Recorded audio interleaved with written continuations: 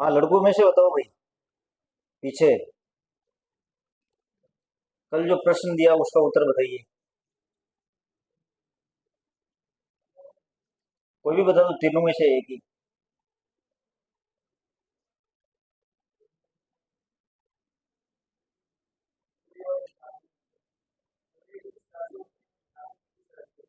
हम्म,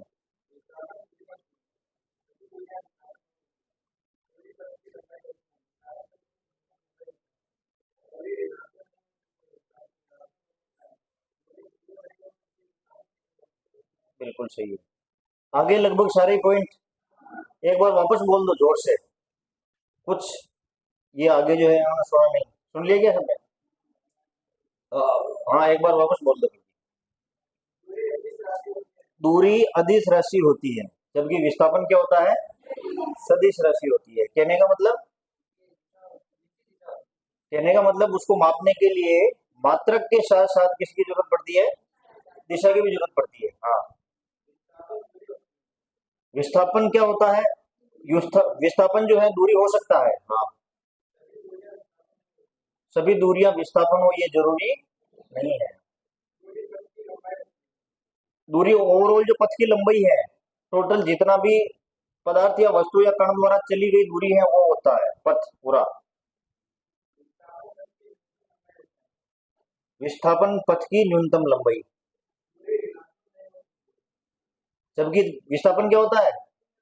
धनात्मक भी होता है, ऋणात्मक भी हो सकता है, और शून्य भी हो सकता है। विपरीत दिशा में क्या होता है? ऋणात्मक हो सकता है। हाँ। हो गया। नेक्स्ट स्टार्ट करें।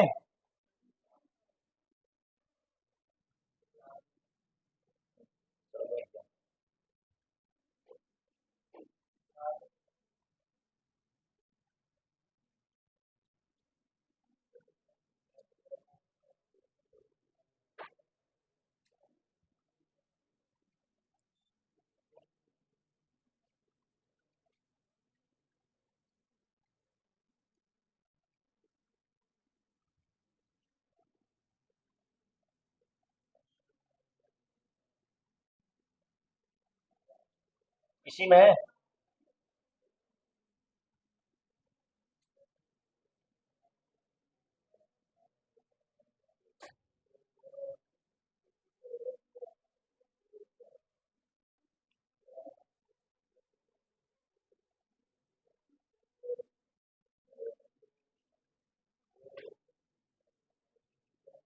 कल यहाँ आकर के अपन ने समाप्त किया था।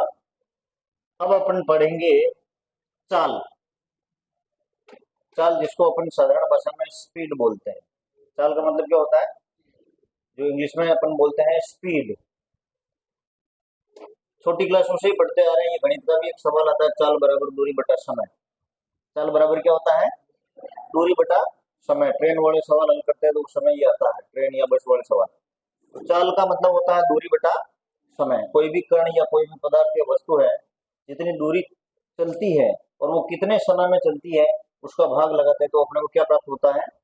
चाल प्राप्त होता है। एकांक समय में कण द्वारा तय की गई दूरी क्या कहलाती है? चाल कहलाती है। एकांक समय में कण द्वारा तय की गई दूरी क्या कहलाती है?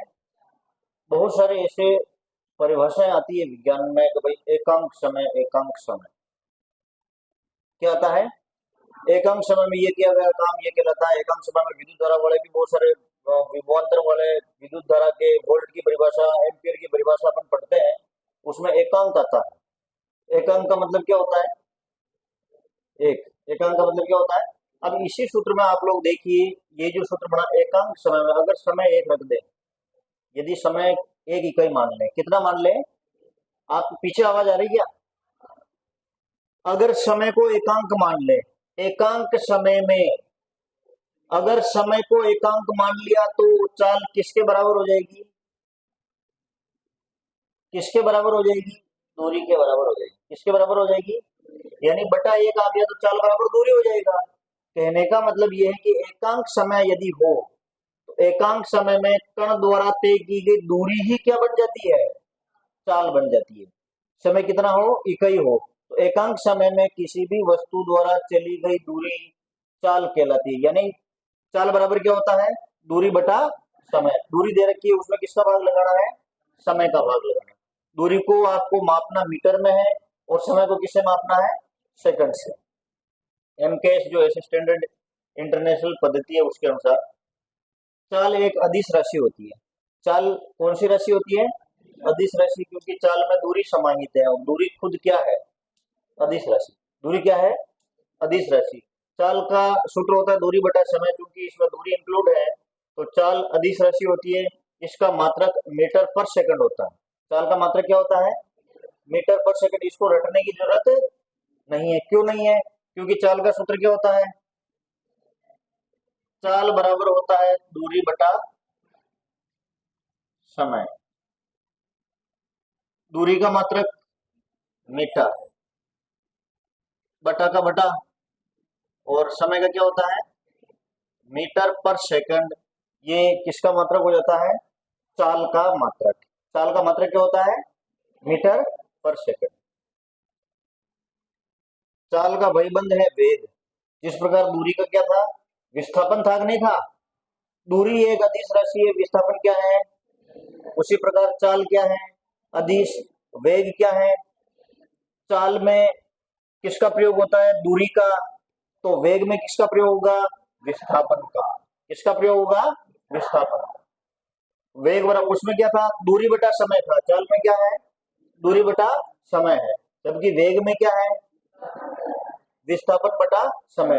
कहने का मतलब ये है कि यहाँ पर एकांक समय लगा दें तो विस्थापन ही क्या होगा, वेग। समय कितना लगा दें, एकांक लगा दें। एकांक समय में वस्तु द्वारा जो किया गया जो विस्थापन है वही क्या कहलाता है, वेग कहलाता है। क्या कहलाता है, या सीधी सी परिभाषा इसकी यूं भी बोल सकते हैं अपन, विस्थापन में परिवर्तन की दर। विस्थापन में, अथवा इसको अपन क्या लिख सकते हैं, अथवा विस्थापन में परिवर्तन की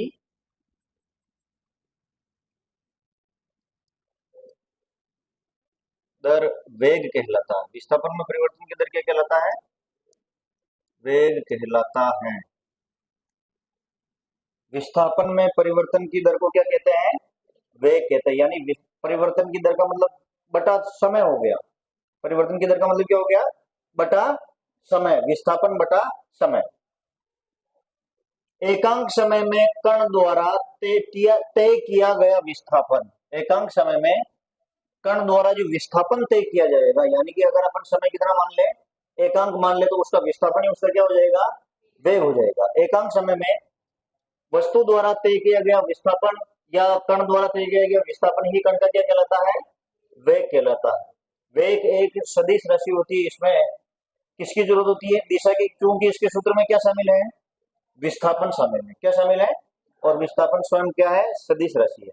इसका मात्रक क्या होता है, मीटर पर सेकंड। चाल का भी मात्रक क्या होता है, बस अंतर क्या है, ये वो एक अदिश राशि है और ये क्या है, सदिश राशि। अब इसका मात्रक मीटर सेकंड क्यों होता है, क्योंकि विस्थापन का मात्रक क्या होता है, मीटर, और समय का मात्रक क्या होता है, सेकंड। इसलिए चाल का मात्रक क्या होता है, मीटर पर सेकंड। वेग का मात्रक क्या होता है, वेग का मात्रक भी मीटर पर सेकंड होता है। विस्थापन का मात्रक क्या होता है, विस्थापन का मात्रक पीछे मीटर होता है, और दूरी का मात्रक मीटर। चार चीजों के मात्रक याद हो गए, दूरी का मात्रक, विस्थापन का मात्रक, चाल का मात्रक मीटर पर सेकंड, और वेग का मात्रक मीटर पर सेकंड। अब आ जाता है औसत चाल।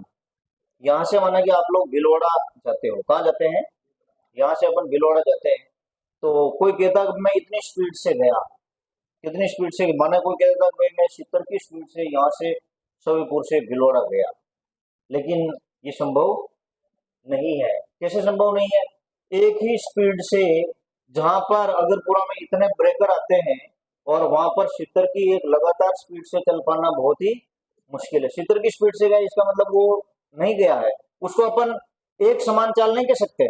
वो क्या है, उसकी औसत चाल है।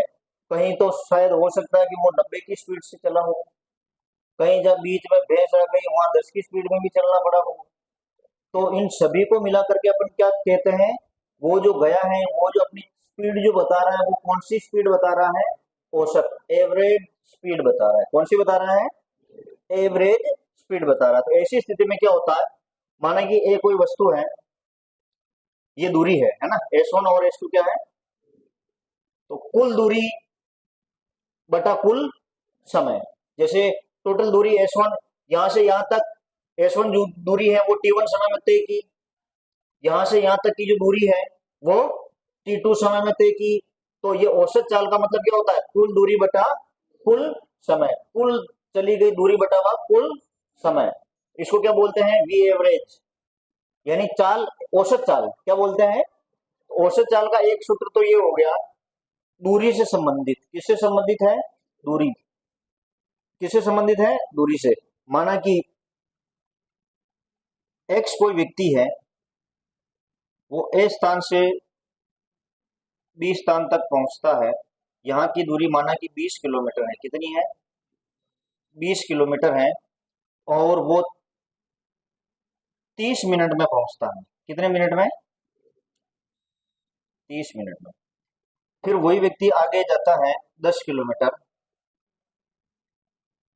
बिंदु जो जगह स्थान C है वहां तक जाता है, और उसको इसमें लगते हैं 20 मिनट। कितने लगते हैं, 20 मिनट। तो अब सूत्र क्या है, वी एवरेज का सूत्र क्या हो जाएगा, कुल दूरी कितनी है, 30 किलोमीटर। लेकिन 30 किलोमीटर को अपना किसमें बदलना पड़ेगा, मीटर में। किसमें बदलना पड़ेगा, 30 इंटू 1000, 30 इंटू 1000। समय कितना है, 50 मिनट, 50, तो 50 इंटू 60 सेकंड में बदलना पड़ेगा। अब आप लोग देख लीजिए,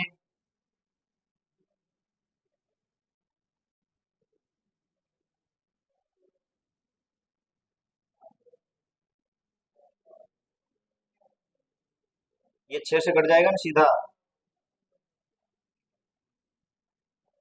उसका वी एवरेज कितना आ गया, 10 आगे मीटर पर सेकंड, क्या आएगा, 10 मीटर पर सेकंड। तो उसका एवरेज, ये सूत्र से, इस सूत्र से अपन उसका औसत चाल जो है वो इस प्रकार निकालेंगे। क्या हुआ,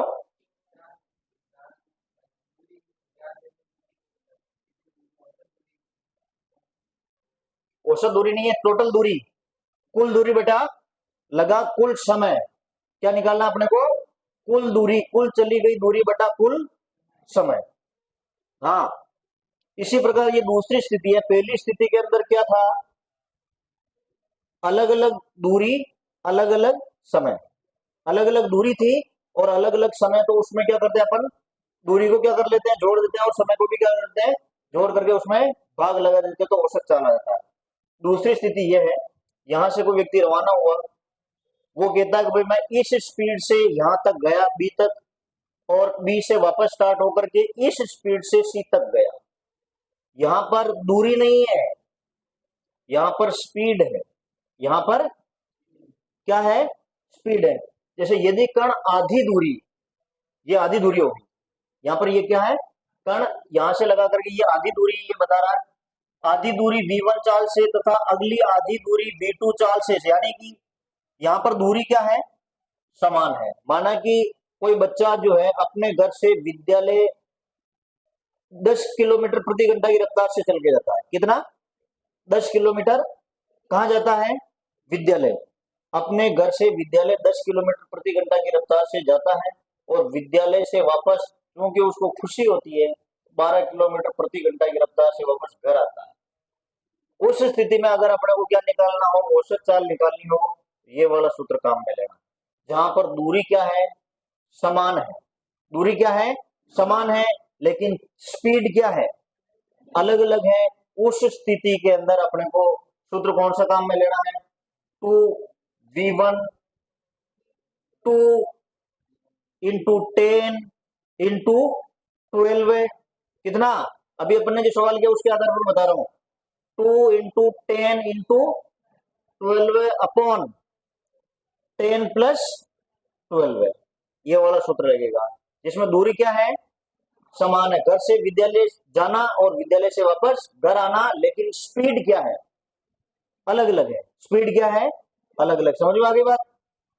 ये कौन सी स्थिति थी, जिसमें दूरी बता रखी थी और समय बता रखा था। इसमें क्या है, दूरी समान है लेकिन स्पीड या चाल क्या है, अलग अलग है। उस स्थिति के अंदर यह सूत्र काम आएगा।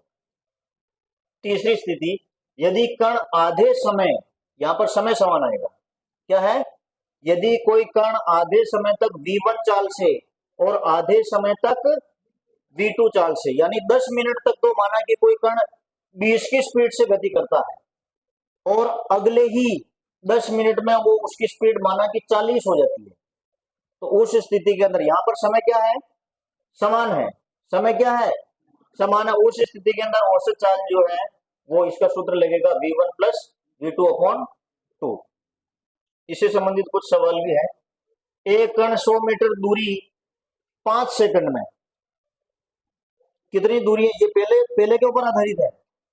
क्या दे रखी है, यहां पर दूरी दे रखी है, क्या दे रखी है, कितनी है, 100 मीटर की दूरी कितने सेकंड में, और अगली 100 मीटर की दूरी कितने सेकंड में, 15 सेकंड में। क्यों ये आप ये देख सकते हैं कि यहां से जैसे अपन अगर पूरा चौराहे तक जाते हैं, कोटड़ी चौराहे तक, उससे आगे बराबर 15 किलोमीटर हो रहा है, तो उसमें भी समय क्या लग सकता है, अपने को ज्यादा लग सकता है। तो ये यहाँ पर अलग अलग दूरी अलग अलग समय, उस स्थिति के अंदर सूत्र क्या लगेगा, कुल दूरी बटा कुल समय। यहाँ पर औसत चाल क्या हो जाएगी, टोटल दूरी कितनी है, 100 प्लस 100 थी, 100 प्लस 100 टोटल दूरी। दूरी अलग भी हो सकती है, सेम भी हो सकती है, ठीक है ना। और फिर समय क्या है, एक में तो शुरुआत में कितना समय लगा, 5 सेकंड, और फिर अगले 100 मीटर की दूरी में कितना लगा, 15 सेकंड। तो 100 प्लस 100 बटा 5 प्लस 15 यानी 200 बटा 20 बराबर 10 मीटर पर सेकंड। इसकी क्या हो गई, औसत चाल हो गई। कितनी हो गई, 10 मीटर पर सेकंड। अगला सवाल है, एक व्यक्ति 20 किलोमीटर प्रति घंटा की चाल से स्कूल से घर जाता है।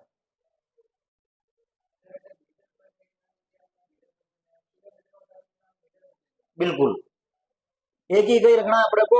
आपके जो आंसर आते हैं उस हिसाब से, माना कि ऑप्शन के अंदर किलोमीटर दे रखा है तो ठीक है, अन्यथा ये आपको ध्यान रखना है।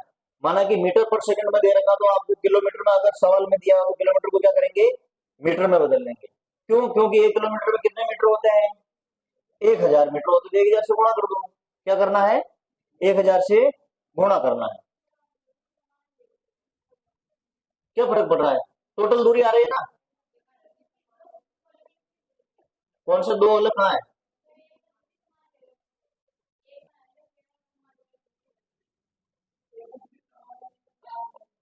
इसमें दूरी समान है लेकिन इसमें समय है, इसमें चाल है, इसमें स्पीड दे रखी है। थोड़ा समझो, तीनों में अलग अलग चीजें हैं।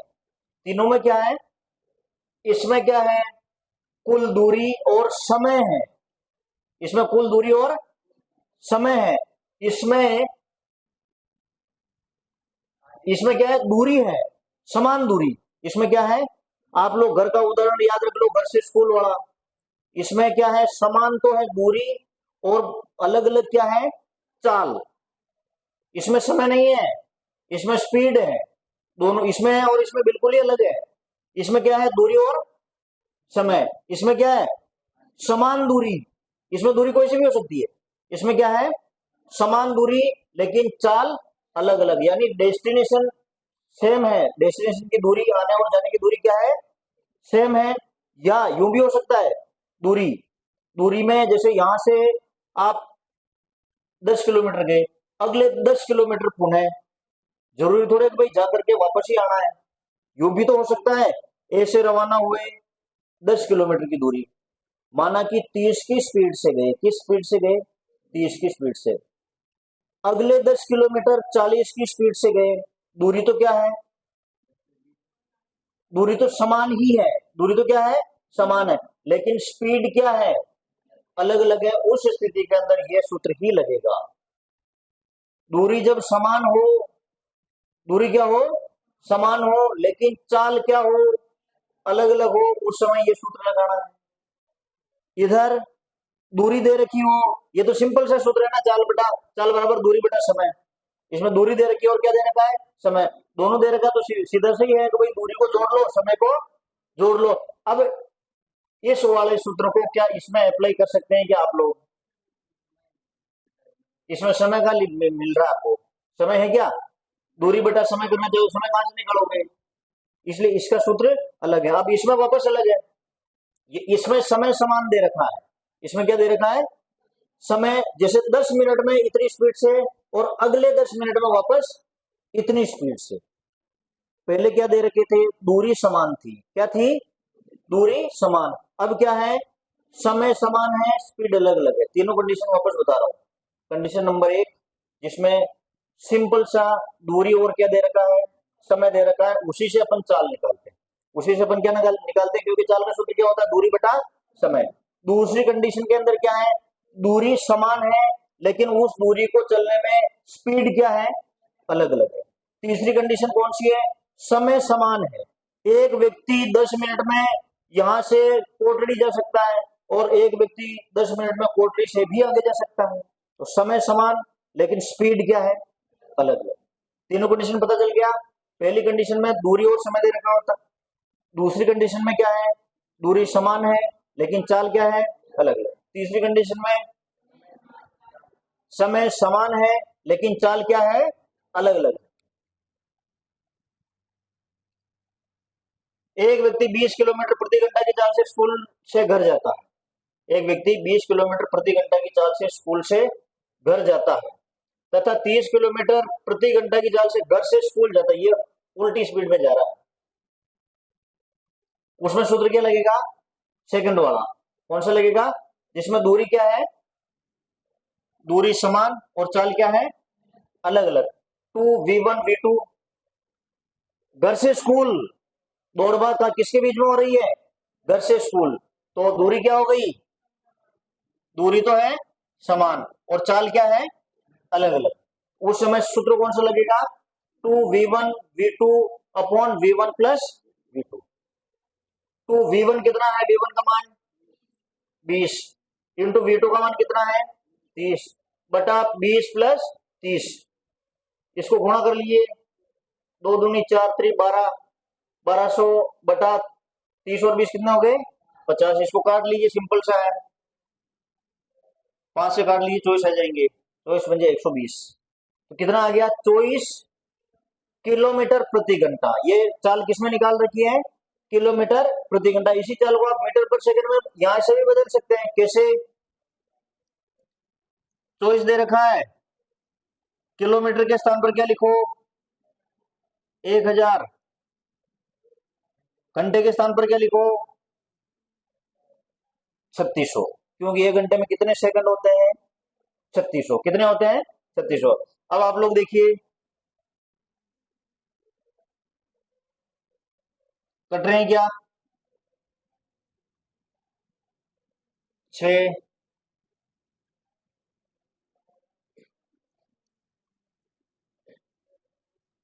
40/6 यानी लगभग पॉइंट में उत्तर आएंगे।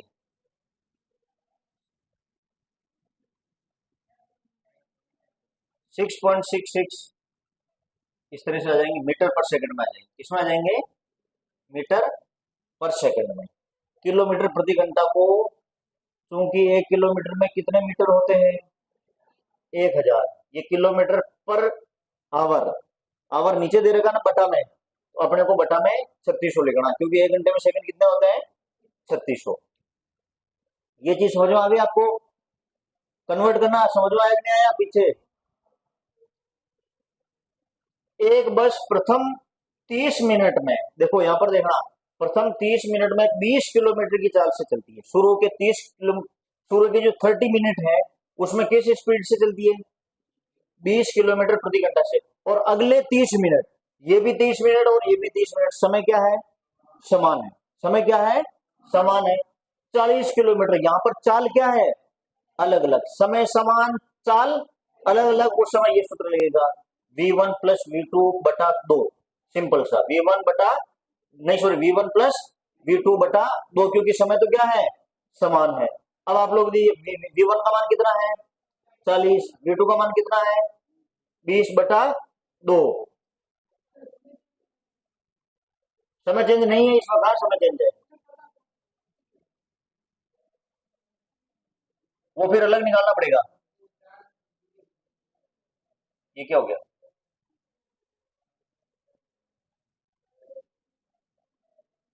फिर उसको दोनों को अलग अलग निकाल के करना पड़ेगा। ये जिसमें समान समान है उसका बता रखा है, समय समान है और चाल क्या है, अलग अलग है। तो अब आप लोग देखिए इसका मान कितना है 30 किलोमीटर प्रति घंटा। अब इसको मीटर पर सेकंड में बदलना है तो कैसे बदलोगे बताइए, कितने लिखे, 30 गुणा 1000 बटा 3600, 6 से कट जाएंगे, और कट रहा हो तो देखो,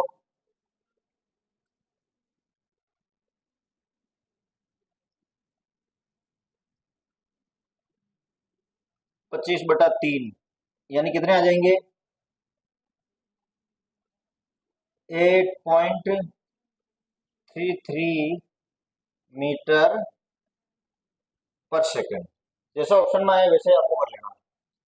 ऐसा ऑप्शन में आ सकता है कि आपके इसमें सवाल में ये दे रखा 30 किलोमीटर प्रति घंटा, उसमें क्या आ जाए आपके, यूं आ जाए। आप लोग जैसे ही बहुत सारी बार अपन क्या कर देते हैं, ओवर रिएक्ट के चक्कर में क्या कर देते हैं, माना कि उसमें उत्तर ये दे रखा हो 30 मीटर पर सेकंड, और अपन ये देख लेते हैं कि अपना तो उत्तर आ गया है, जबकि वो तो अपना उत्तर आया किसमें आया है, किलोमीटर प्रति घंटा में आया है, जबकि इसका मीटर में तो मान कितना है 8.33 मीटर पर सेकंड है। तो इसको आप लोग थोड़ा सा ध्यान रखें। ये तो आपका क्या हो जाएगा फिर, माना कि वो एग्जामिनर ये भी दे सकता है मेरी तरह ही होता है, वो क्या कर सकता है, आपने जैसे ही निकाला 30 उत्तर आ जाएंगे, 100% आ जाएंगे, लेकिन उसने उत्तर में ये लिख दिया 30 मीटर पर सेकंड, आपने एक उत्तर में जाते ही देख लिया कि भाई ये 30 आ गया, इसका मतलब 30 सही है, फिर आपने नीचे पढ़ा ही नहीं है, क्योंकि आपने आगे हल कर की ही नहीं। कई बार ऐसा कर देते, आरबीएससी ऐसा करती है अक्सर।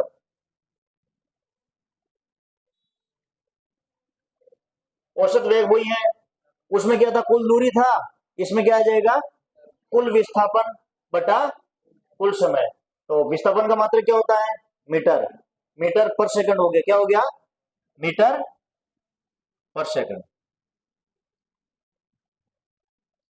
एक कण 3 मीटर की लंबाई 5 सेकंड में तय करता है। एक कण क्या है 3 मीटर की लंबाई कितने सेकंड में तय करता है, 5 सेकंड में तय करता है, तथा 10 सेकंड पश्चात उसी पथ से प्रारंभिक बिंदु पर पहुंच जाता है। तो विस्थापन जीरो, तो वेग जीरो, विस्थापन ही जीरो हो गया, वेग अपने आप ही जीरो हो गया। ये क्या कह रहा है, एक कण 3 मीटर की लंबाई, ये 3 मीटर की लंबाई है, कितने सेकंड में देखी 5 सेकंड में, और 10 सेकंड पश्चात उसी पथ से प्रारंभिक बिंदु पर पहुंच गए। तो विस्थापन कितना हो गया, विस्थापन अगर जीरो हो गया, सूत्र में क्या है, वेग का मतलब क्या है विस्थापन बटा समय, विस्थापन का मान कितना है जीरो, 3 मीटर चला, 3 मीटर वापस आ गया, तो क्या हो गया 0/15। किसी भी संख्या जीरो में किसी भी संख्या का भाग लगाते तो उत्तर कितना आता है 0 मीटर पर सेकंड। एक व्यक्ति सीधी रेखा में तालाब में तैरता हुआ 6 सेकंड में जाने में 10 मीटर की लंबाई तय करता है।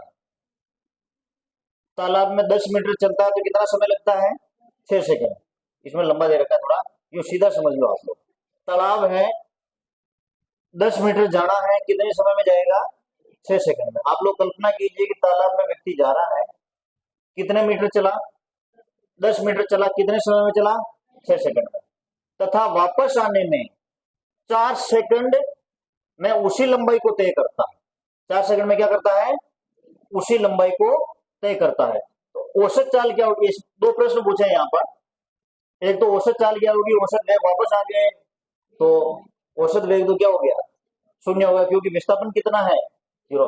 अरे यहां से चला मैं, उधर गया, वापस यहीं आ गया, विस्थापन कितना हो गया पीछे जीरो हो गया, तो वेग कितना हो गया, वेग जीरो क्यों हो गया, क्योंकि वेग का सूत्र क्या होता है विस्थापन बटा समय। जब विस्थापन जीरो हो गया तो वेग भी क्या हो गया अपना आप जीरो हो गया, इसका तो काम खत्म। अब औसत चाल देखिए, दूरी कितनी है 10 मीटर, 10 मीटर गया 10 मीटर आया, तो टोटल दूरी कितनी हो गई 20 मीटर। समय कितना लगा, गया तब 6 सेकंड, आए तब 20/10 हो गया, तो 2 मीटर पर सेकंड। सवाल समझ में आया कि नहीं आया, कंप्लीट आ गया, टेंशन में नहीं रहना है। नोट, यदि प्रारंभिक वेग u और अंतिम वेग v हो, यदि प्रारंभिक वेग कितना हो u और अंतिम वेग कितना हो v हो, तो दोनों वेग में किसका भाग लगा देते हैं, 2 का भाग लगा देते हैं।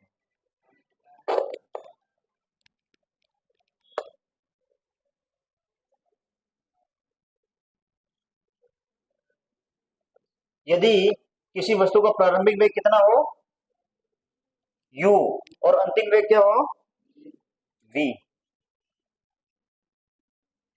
उस स्थिति में औसत वेग जो है u प्लस v बटा 2। कोई भी वस्तु है, माना किसी भी प्रकार की कोई वस्तु है, उसका प्रारंभिक वेग 10 मीटर पर सेकंड है और उसका अंतिम वेग 20 मीटर पर सेकंड है, तो 10 प्लस 20/2 ये उदाहरण हो सकता है। यदि एक कण का प्रारंभिक वेग u बराबर 10 मीटर पर सेकंड है और उसका अंतिम वेग 30 मीटर पर सेकंड है, तो कण का औसत वेग ये वाला सूत्र क्या आएगा,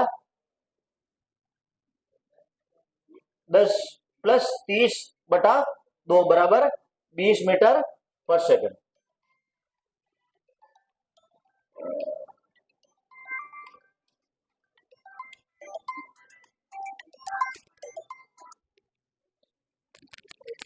हाँ,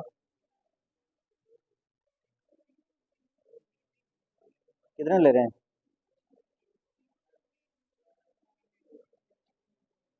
अभी तो मत दो ना,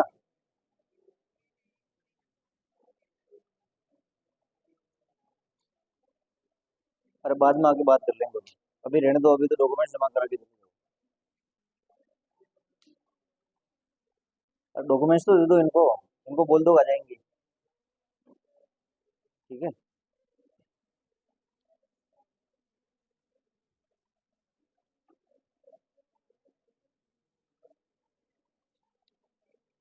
हाँ देखिए नेक्स्ट,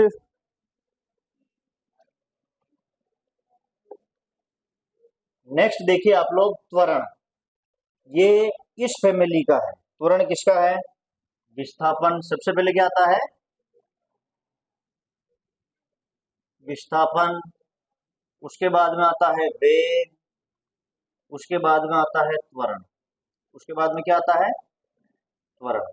उधर तो वो वहीं रुक गए, कौन कौन से, एक तो था दूरी और एक चाल, वो वहीं आकर रुक गए, ये आगे बढ़ रहे हैं, अब देखना आप लोग।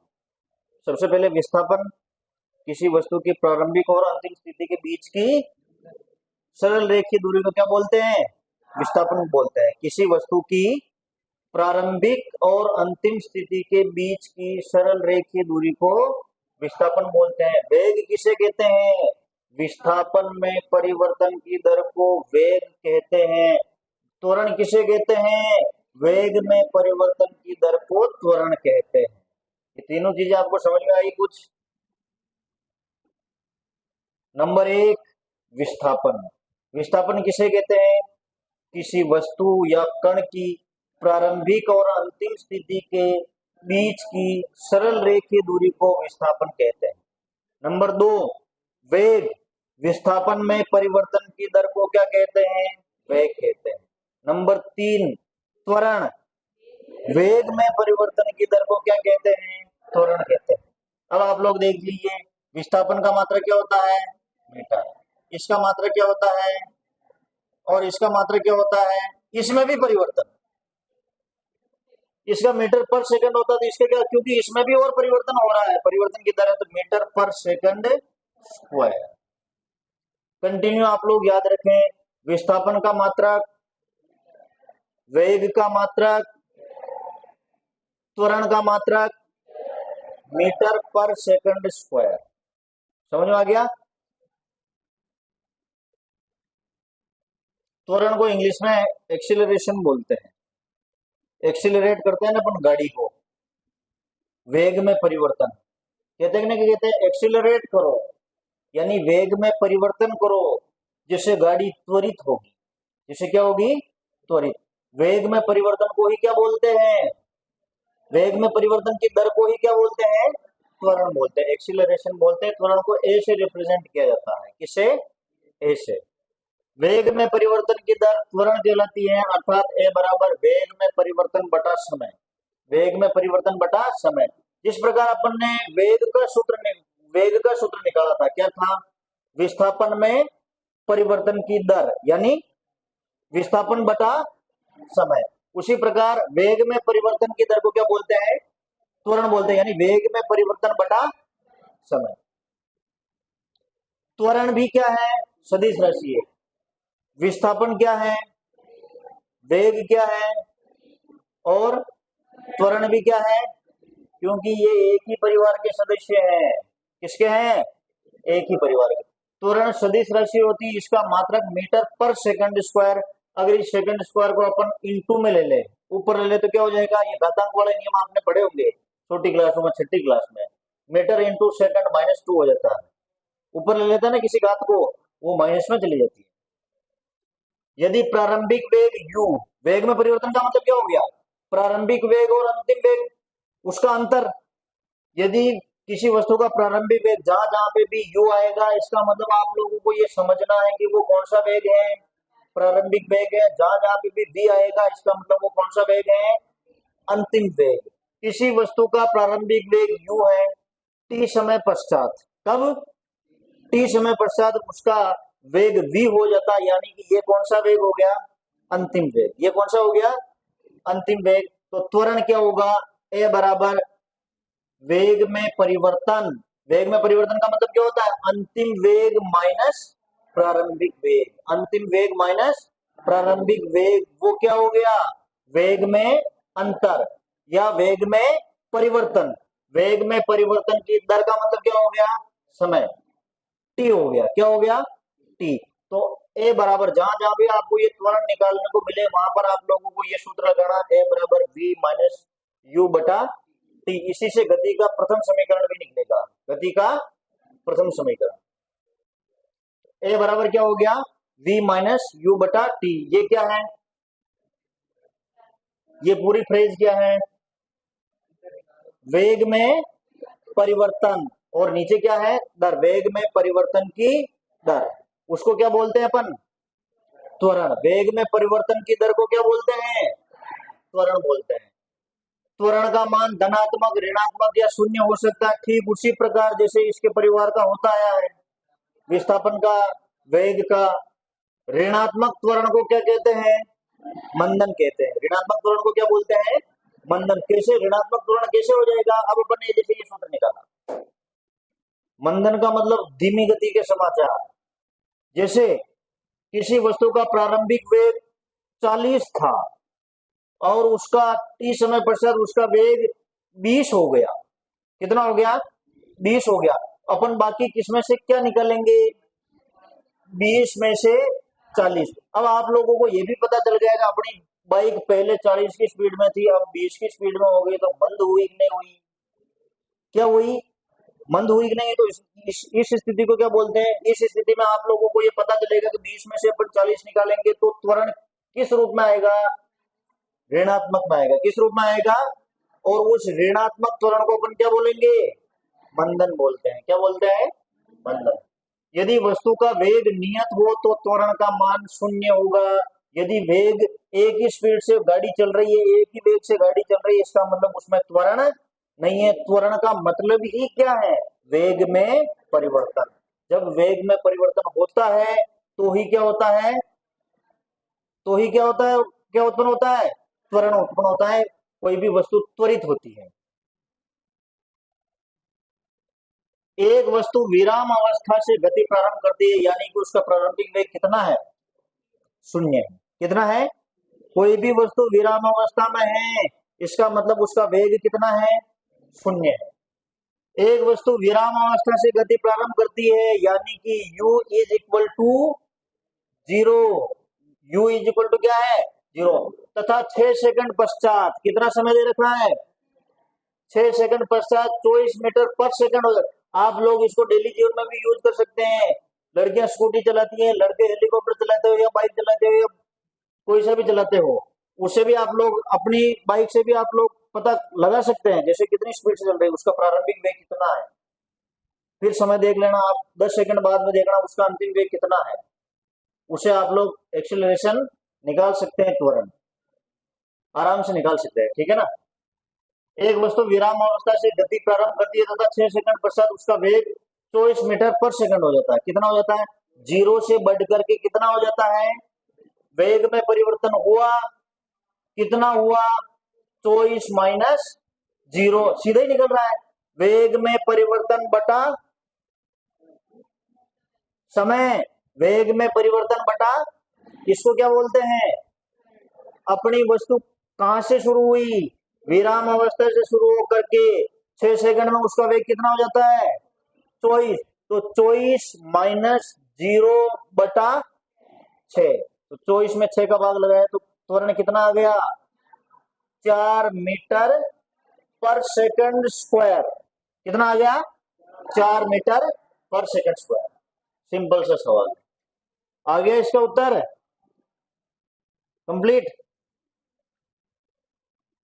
एक कार 40 किलोमीटर प्रति घंटा के वेग से चलती है, एक कार क्या करती है, 40 किलोमीटर प्रति घंटा के वेग से चलती है, 10 सेकंड पश्चात उसका वेग 30 किलोमीटर प्रति घंटा हो जाता है। इसका मतलब इसका क्या हो रहा है, मंदन होगा, ऋणात्मक त्वरण होगा, क्या होगा, ऋणात्मक त्वरण। तो कार का त्वरण ज्ञात कीजिए, क्या ज्ञात करना है, कार का त्वरण। अब आप लोग देखिए u कितना है, प्रारंभिक वेग कितना है, 40, तो इसको निकाल लिया अपन ने, क्या निकाला, मीटर पर सेकंड में, किसमें निकाल लिया।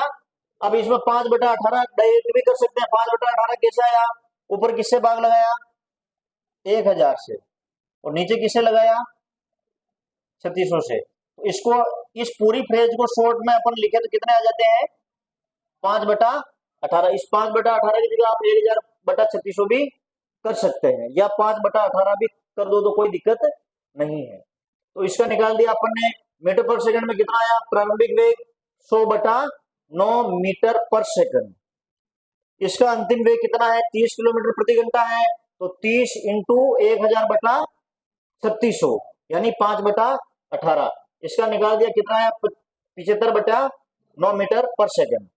अब सूत्र अपने पास एक्सीलरेशन का ये है, त्वरण का सूत्र क्या है, v माइनस यू बटा टी, 75/9 माइनस 100/9, 9 लघुत्तम ले लिया, 75 माइनस 100 कितना आएंगे, 75 माइनस 100 का मान -25, कितना आएंगे, -25, ये 9 नीचे था, ये 10 यहाँ इसके साथ में जुड़ जाएगा, तो -25/10, इसको अपन ने काटा, 5 से ये कट गया, यहाँ पर 2 रह गया, तो -5/18 मीटर पर सेकंड।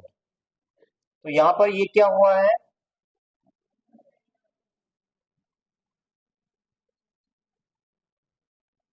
मंदन हुआ है।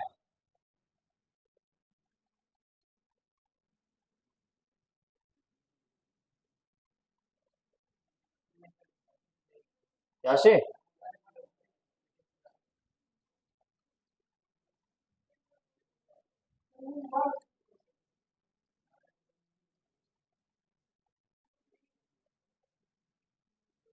यहीं से लेना पड़ेगा।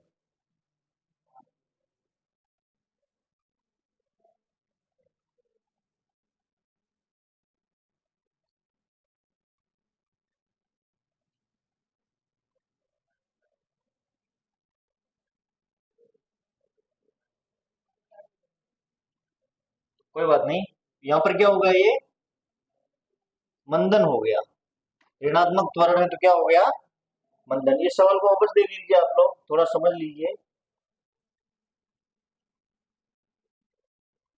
देख लो एक बार।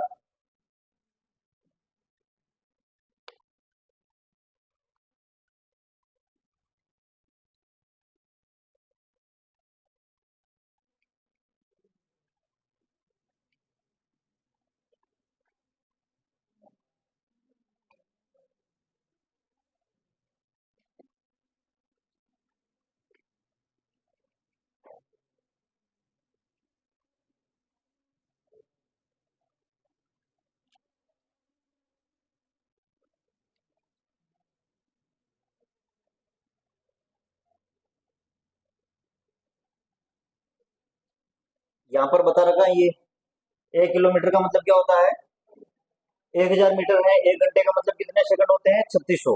कितने होते हैं 60 × 60 सेकंड। तो किलोमीटर प्रति घंटे का मतलब क्या हो गया 1000 बटा 3600। इसका अगर अपन सरल अनुपात में निकाला तो क्या आएगा 5 बटा 18 मीटर पर सेकंड। तो 5 बटा 18 से गुणा किया हुआ है इसको पूरे को। ये किसका सूत्र है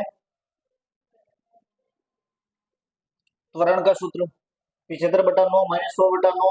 9 क्या आ गए लघुत्तम आ गए।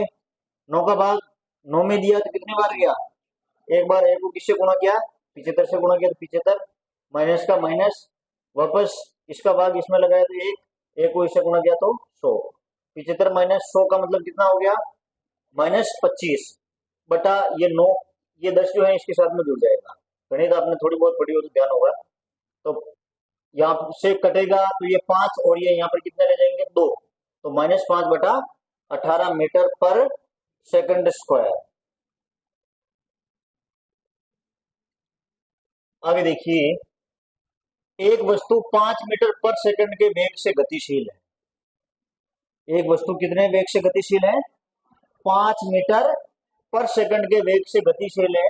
यदि 10 सेकंड पश्चात भी यह वस्तु 5 मीटर पर सेकंड के वेग से ही गतिशील है तो वस्तु का त्वरण बताइए। सोच के बता दो 0, क्योंकि वेग में परिवर्तन नहीं है तो त्वरण नहीं है, सीधी सी बात है। और आप लोग इससे करना चाहो तो भी हो जाएगा। प्रारंभिक वेग कितना है 5, अंतिम वेग कितना है 5।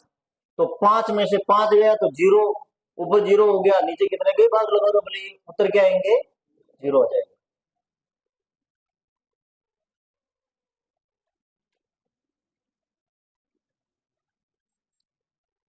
अब अपन देखते हैं गति। नेक्स्ट टॉपिक अपना कौन सा है गति मोशन। ये जो गति के जो समीकरण है वो एक समान त्वरित गति। कौन सी गति है एक समान त्वरित गति का मतलब ऐसी गति है जिसका वेग जो है समान समयांतराल के पश्चात समान रूप से बदलता है। कैसे बदलता है समान एक समान त्वरित गति का मतलब क्या होता है वेग जो है समान समयांतराल के पश्चात समान रूप से बदलता है। उसको अपन क्या बोलते हैं एक समान त्वरित गति। यानी कि उसका त्वरण जो हो रहा है वो क्या हो रहा है समान रूप से हो रहा है। हाँ समान रूप से। तो इसका जो वेग और समय जो ग्राफ आता है एक समान त्वरित गति का, ये समय है और ये है वेग।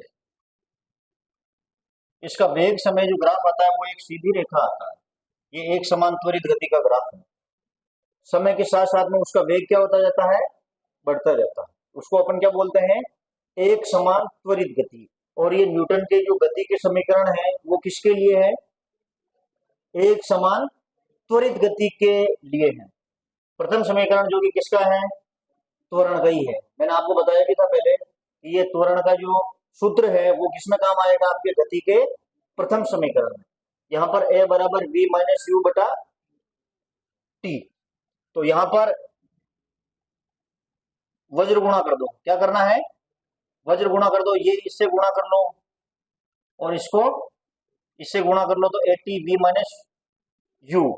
तो v बराबर क्या हो गया इसको इधर ले जाओ। इसको क्या बोलते हैं अपन पक्षांतरण। क्या बोलते हैं पक्षांतरण करने पर क्या होता है चिन्ह बदल जाते हैं। पक्षांतरण करने पर क्या हो जाता है प्लस वाला जो होता है वो माइनस में चला जाता है, माइनस वाला प्लस में चला जाता है। यहाँ पर थोड़ा सा समझना आप लोग है ना। अब इस चीज को 80 बराबर v माइनस यू यहाँ तक तो आ गया समझ में आपको। यहाँ पर क्या क्या है अपन ने वज्र गुणा किया है।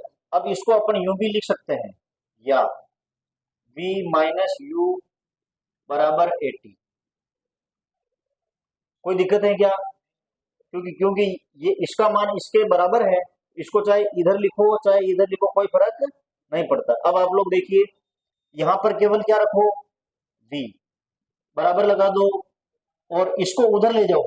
ये माइनस का u है तो उधर ले जाने पर क्या बन जाएगा प्लस का u प्लस 80।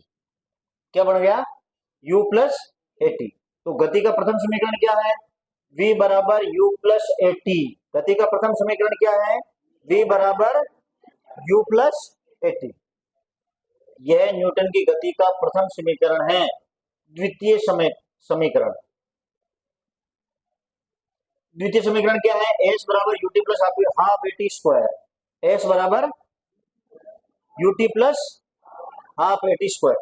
ये समय स्थिति संबंध बताता है। ये क्या बताता है? समय स्थिति संबंध। ये क्या दर्शाता है? समय स्थिति संबंध। s बराबर, s यहां पर दूरी है, s बराबर क्या है? s बराबर ut plus half eighty square. केवल इनको याद रखना है, ज्यादा अपने को डीप में नहीं जाना है, केवल इनका अर्थ हालांकि ये ग्राफ के माध्यम से निकालते हैं, लेकिन आपके डेरिवेशन तो वहां लिखना तो है ही नहीं है। अपने को क्या है? सूत्र पता होना चाहिए। गति का प्रथम समीकरण v बराबर u प्लस एटी। गति का द्वितीय समीकरण s बराबर ut plus half eighty square. s बराबर ut plus half eighty square. v बराबर u प्लस एटी। s बराबर ut plus half eighty square. v square minus u square बराबर 2as। गति का तीसरा समीकरण कौन सा है? v square minus u square बराबर 2as। v square minus u square बराबर 2as। ये आपको याद होना चाहिए और बहुत ही सिंपल है, अभी आप लोगों को याद होंगे। नंबर 1 v बराबर u plus eighty. Number 2 s बराबर ut plus half eighty square. Number 3 v square minus u square बराबर 2as। v square minus u square बराबर 2as या 2as बराबर v square minus u square, एक ही बात है। एक ही बात है, अभी आपको समझ आ जाएगा। हाँ, इधर देखिए द्वितीय समीकरण देखिए, s बराबर क्या है? ut plus half eighty square. आप लोगों को इसका पता है, s क्या है? यहाँ पर दूरी। s क्या है? दूरी। u क्या है? प्रारंभिक वेग। t क्या है? समय। हाफ तो वैसे ही हाफ है। एक क्या है यहाँ पर? और ये समय का स्क्वायर है। तो इनमें से सारी फ्रेज आपको पता है कौन क्या है? s क्या है? दूरी। u क्या है? t क्या है? और a क्या है? त्वरण। तीसरा समीकरण है v स्क्वायर बराबर u स्क्वायर बराबर 2s। मैंने आपको इस प्रकार याद करवाया है, v square minus u square बराबर 2as। क्या फर्क पड़ रहा है? इसका पक्षांतरण अपन ने इधर कर दिया, इसका क्या कर दिया? और अक्सर ये यूज होता है। कौन सा यूज होता है?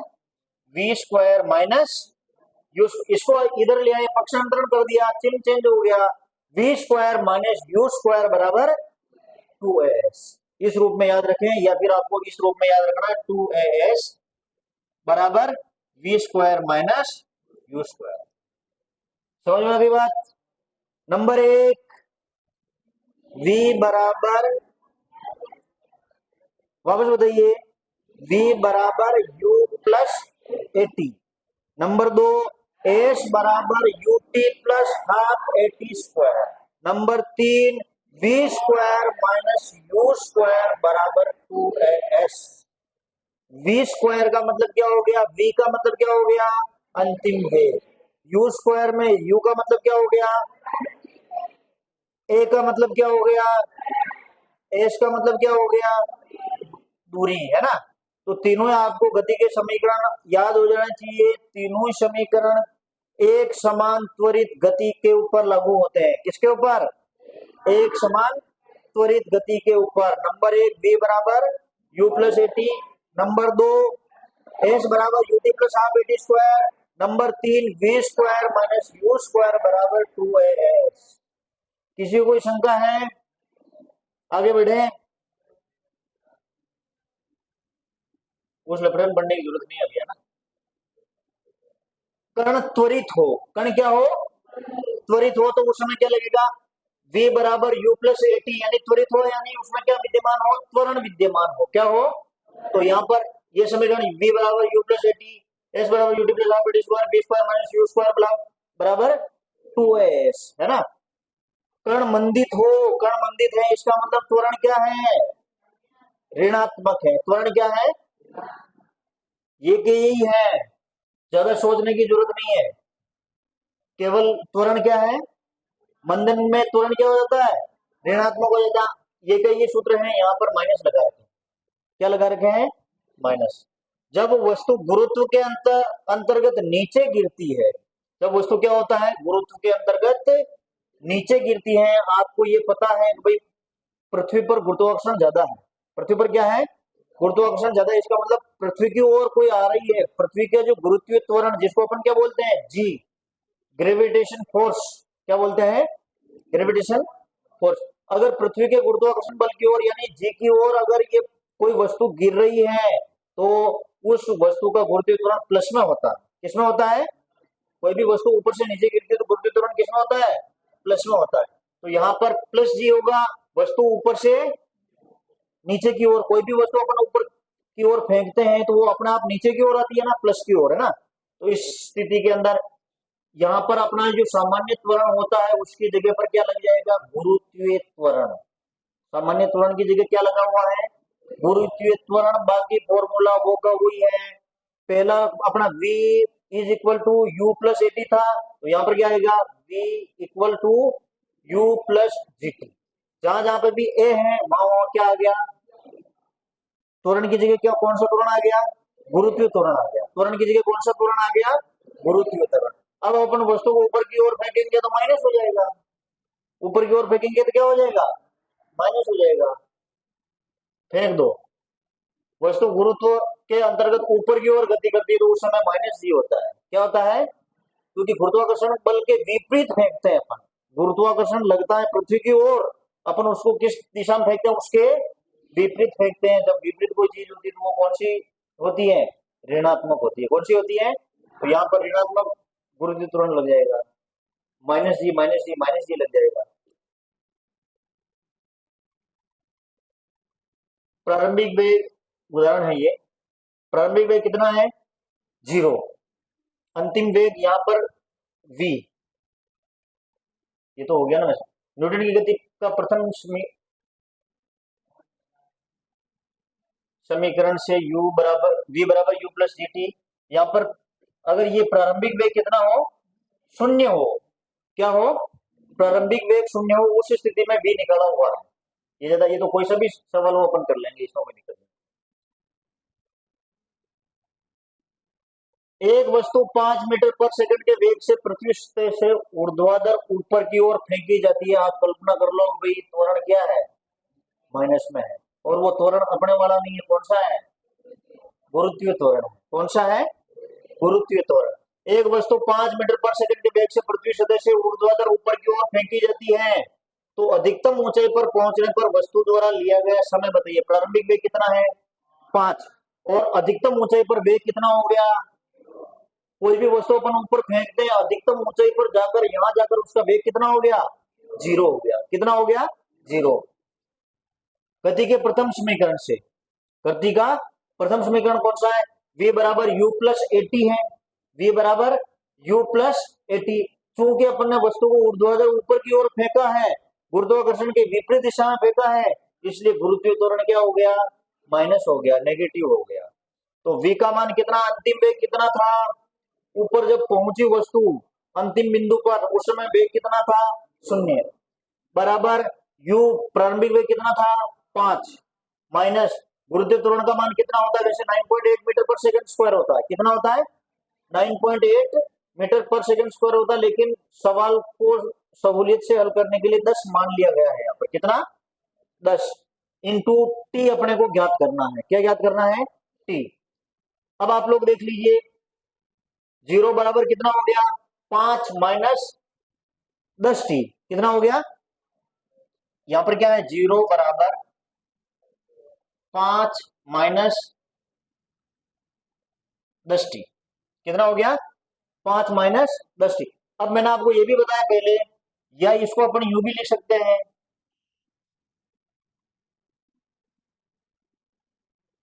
यूं कर लो, आप पक्षांतरण कर लो। क्या कर लेते हैं, इसका पक्षांतरण कर लेते हैं। तो ये -10t है, इधर चले जाएंगे तो क्या हो जाएंगे, प्लस के 10t हो जाएंगे। कितने हो जाएंगे, 10t, और 5 इधर ही रखे, इसमें कोई किसी प्रकार का परिवर्तन नहीं आएगा। 10t बराबर 5 है तो t बराबर 5/10, यानी कि समय कितना लगेगा, आधा सेकंड। कितना लगेगा, आधा सेकंड। इस सवाल को वापस देख लो भले, देख लो, इसको पहले पढ़िए आप लोग ऊपर से ही, शुरू से, फिर समझने का प्रयास करें। कोई शंका हो तो बताइए।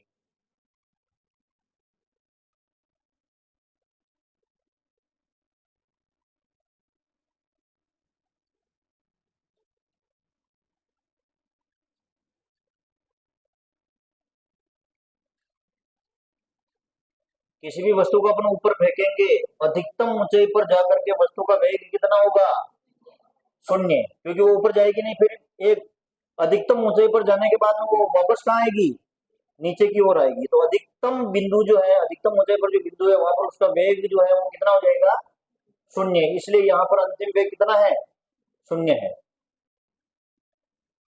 गति का प्रथम समीकरण आप लोगों को पता है ही है, कौन सा है।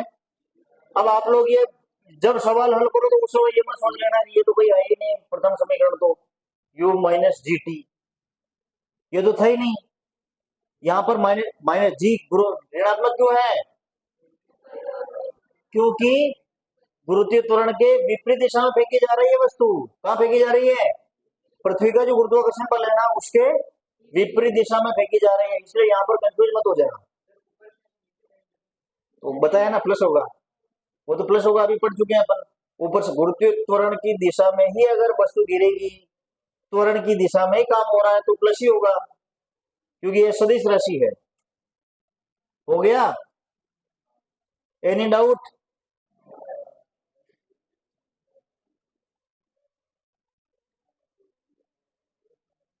इस सवाल को आप लोग ही समझिए। देखें, देखिए,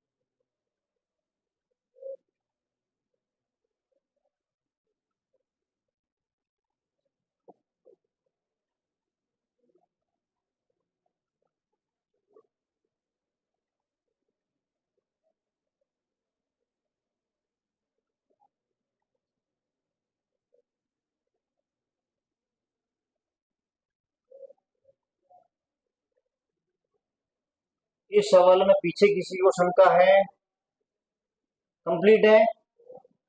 पीछे एक वस्तु विराम अवस्था से गति प्रारंभ करती है, इसका मतलब प्रारंभिक वेग कितना है, विराम अवस्था का मतलब प्रारंभिक वेग कितना हो गया, 0। एक वस्तु विराम अवस्था से गति प्रारंभ करती है, 5 सेकंड पश्चात उसका वेग कितना हो जाता है, 50 मीटर पर सेकंड हो जाता है। तो वस्तु का त्वरण और क्या ज्ञात करना है, दूरी ज्ञात करना है। अब आप लोग इससे निकालो, डायरेक्ट त्वरण निकाल सकते हो तो भी निकल जाता है। कैसे, त्वरण की अपने को परिभाषा पता है, v माइनस यू बटा टी। v का मान कितना है, 50, u का मान कितना है, 0। 50 माइनस 0 बटा कितने, 5, तो कितना हो गया। ये लिखने की, समीकरण लिखने की जरूरत थी क्या, यहाँ पर नहीं थी, सीधे त्वरण से हल हो रहा था। हाँ, अब जरूरत होगी आपको क्या ज्ञात करने के लिए, दूरी। क्या ज्ञात करने के लिए, दूरी ज्ञात करने के लिए। दूरी ज्ञात करने के लिए कौन से सूत्र में दूरी आती है? दूसरे में भी आती है, तीसरे में भी आती है, कोई सा भी लगा दो उत्तर आ जाएंगे। कोई सा भी लगा दो, देखे लगा के करो, देखें बताइए कौन सा लगाए। एस बराबर, एस बराबर क्या होता है? UT plus half eighty square. लगा दें। एस बराबर यू का मान कितना है? तो 0 × 5 प्लस हाफ, ए का मान निकाल लिया आप लोगों ने, कितना है? 10 इंटू टी का मान 5 × 5। एस बराबर ये तो 0 हो गया।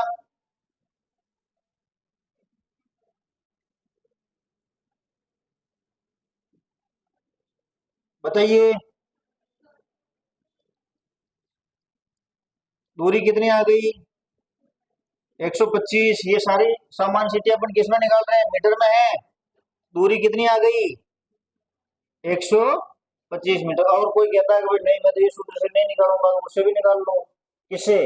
We square minus you square बराबर 2s। आंसर सेम आएंगे। आप लोग चाहे तो कर सकते हैं, v square minus you square से निकाल के देख लो एक बार, एक बार ट्राई कर लो। V square minus you square, अब वी स्क्वायर का मान कितना है?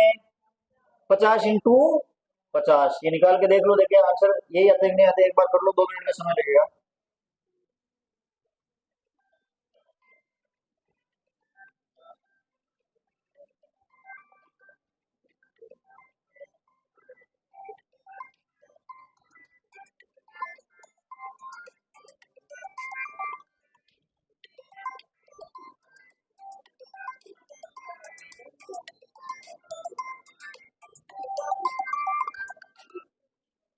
हाँ सर, नमस्कार।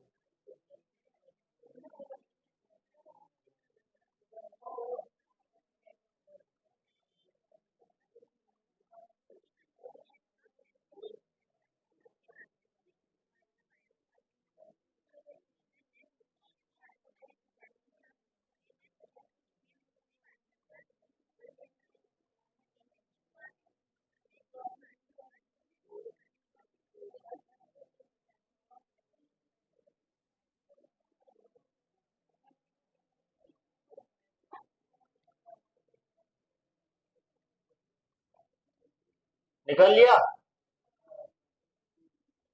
We square minus you square बराबर 2s। तो अपने को क्या निकालना है? इधर यूं कर दें, V square minus you square बटा,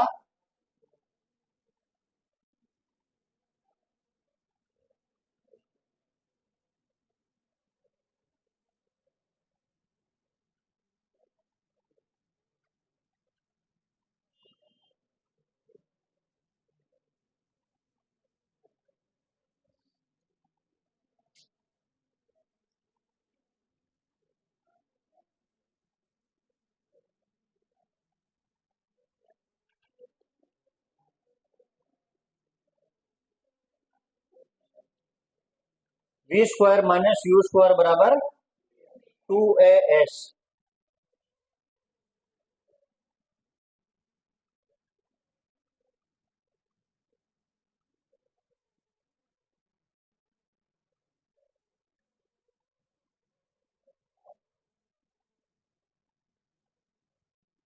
ये कौन सा समीकरण है गति का?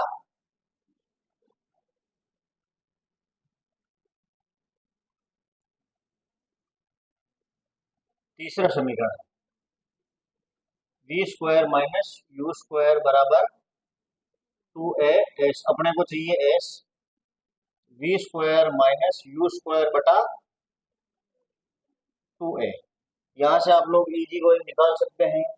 वी स्क्वायर का मतलब कितना हो गया? 50 इंटू 50। यू स्क्वायर तो कोई मतलब ही नहीं है, 0 है, बटा 2 इंटू 10। तो आप लोग निकाल लीजिए।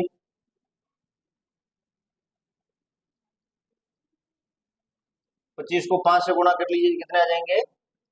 125 मीटर। किसी भी सूत्र से आप लोग दोनों में से किसी से भी निकाल सकते हैं।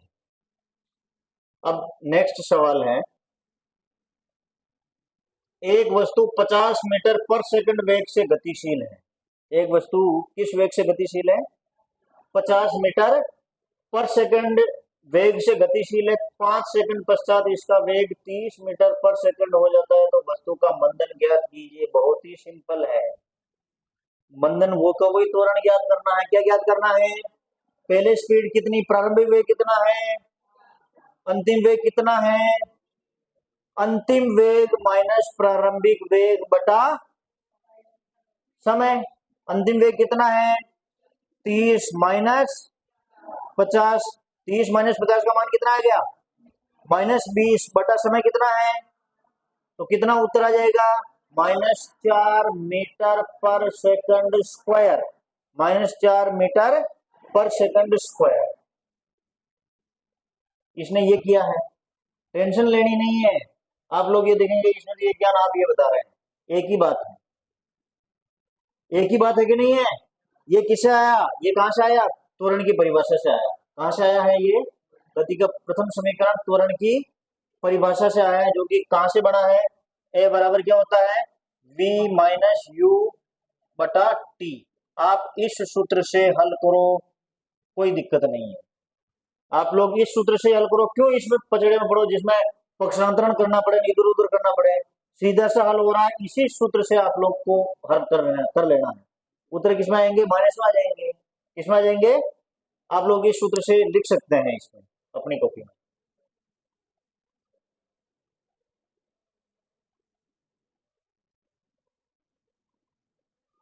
ये गतियों के विभिन्न प्रकार हैं। आगे देखिए आप लोग, उस सवाल को हल करना चाह रहे तो कर लो पहले एक बार।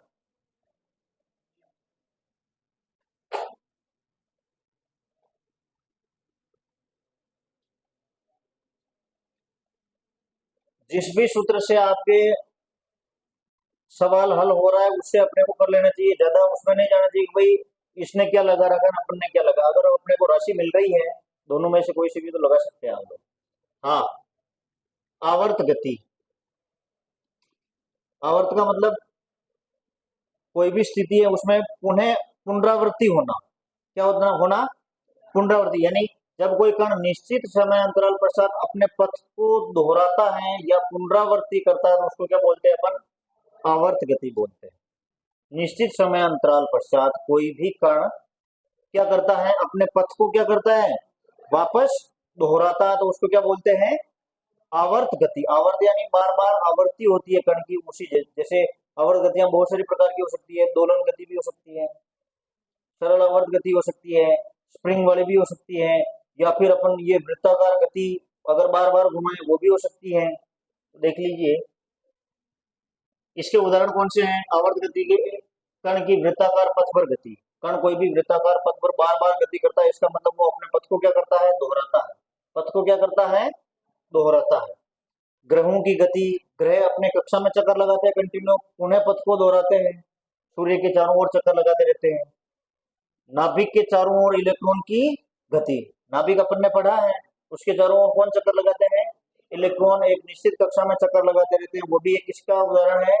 आवर्त गति का उदाहरण है। क्यों? क्योंकि वो एक निश्चित समय अंतराल के पश्चात अपना पथ पुनः उसी पथ पर चलते हैं।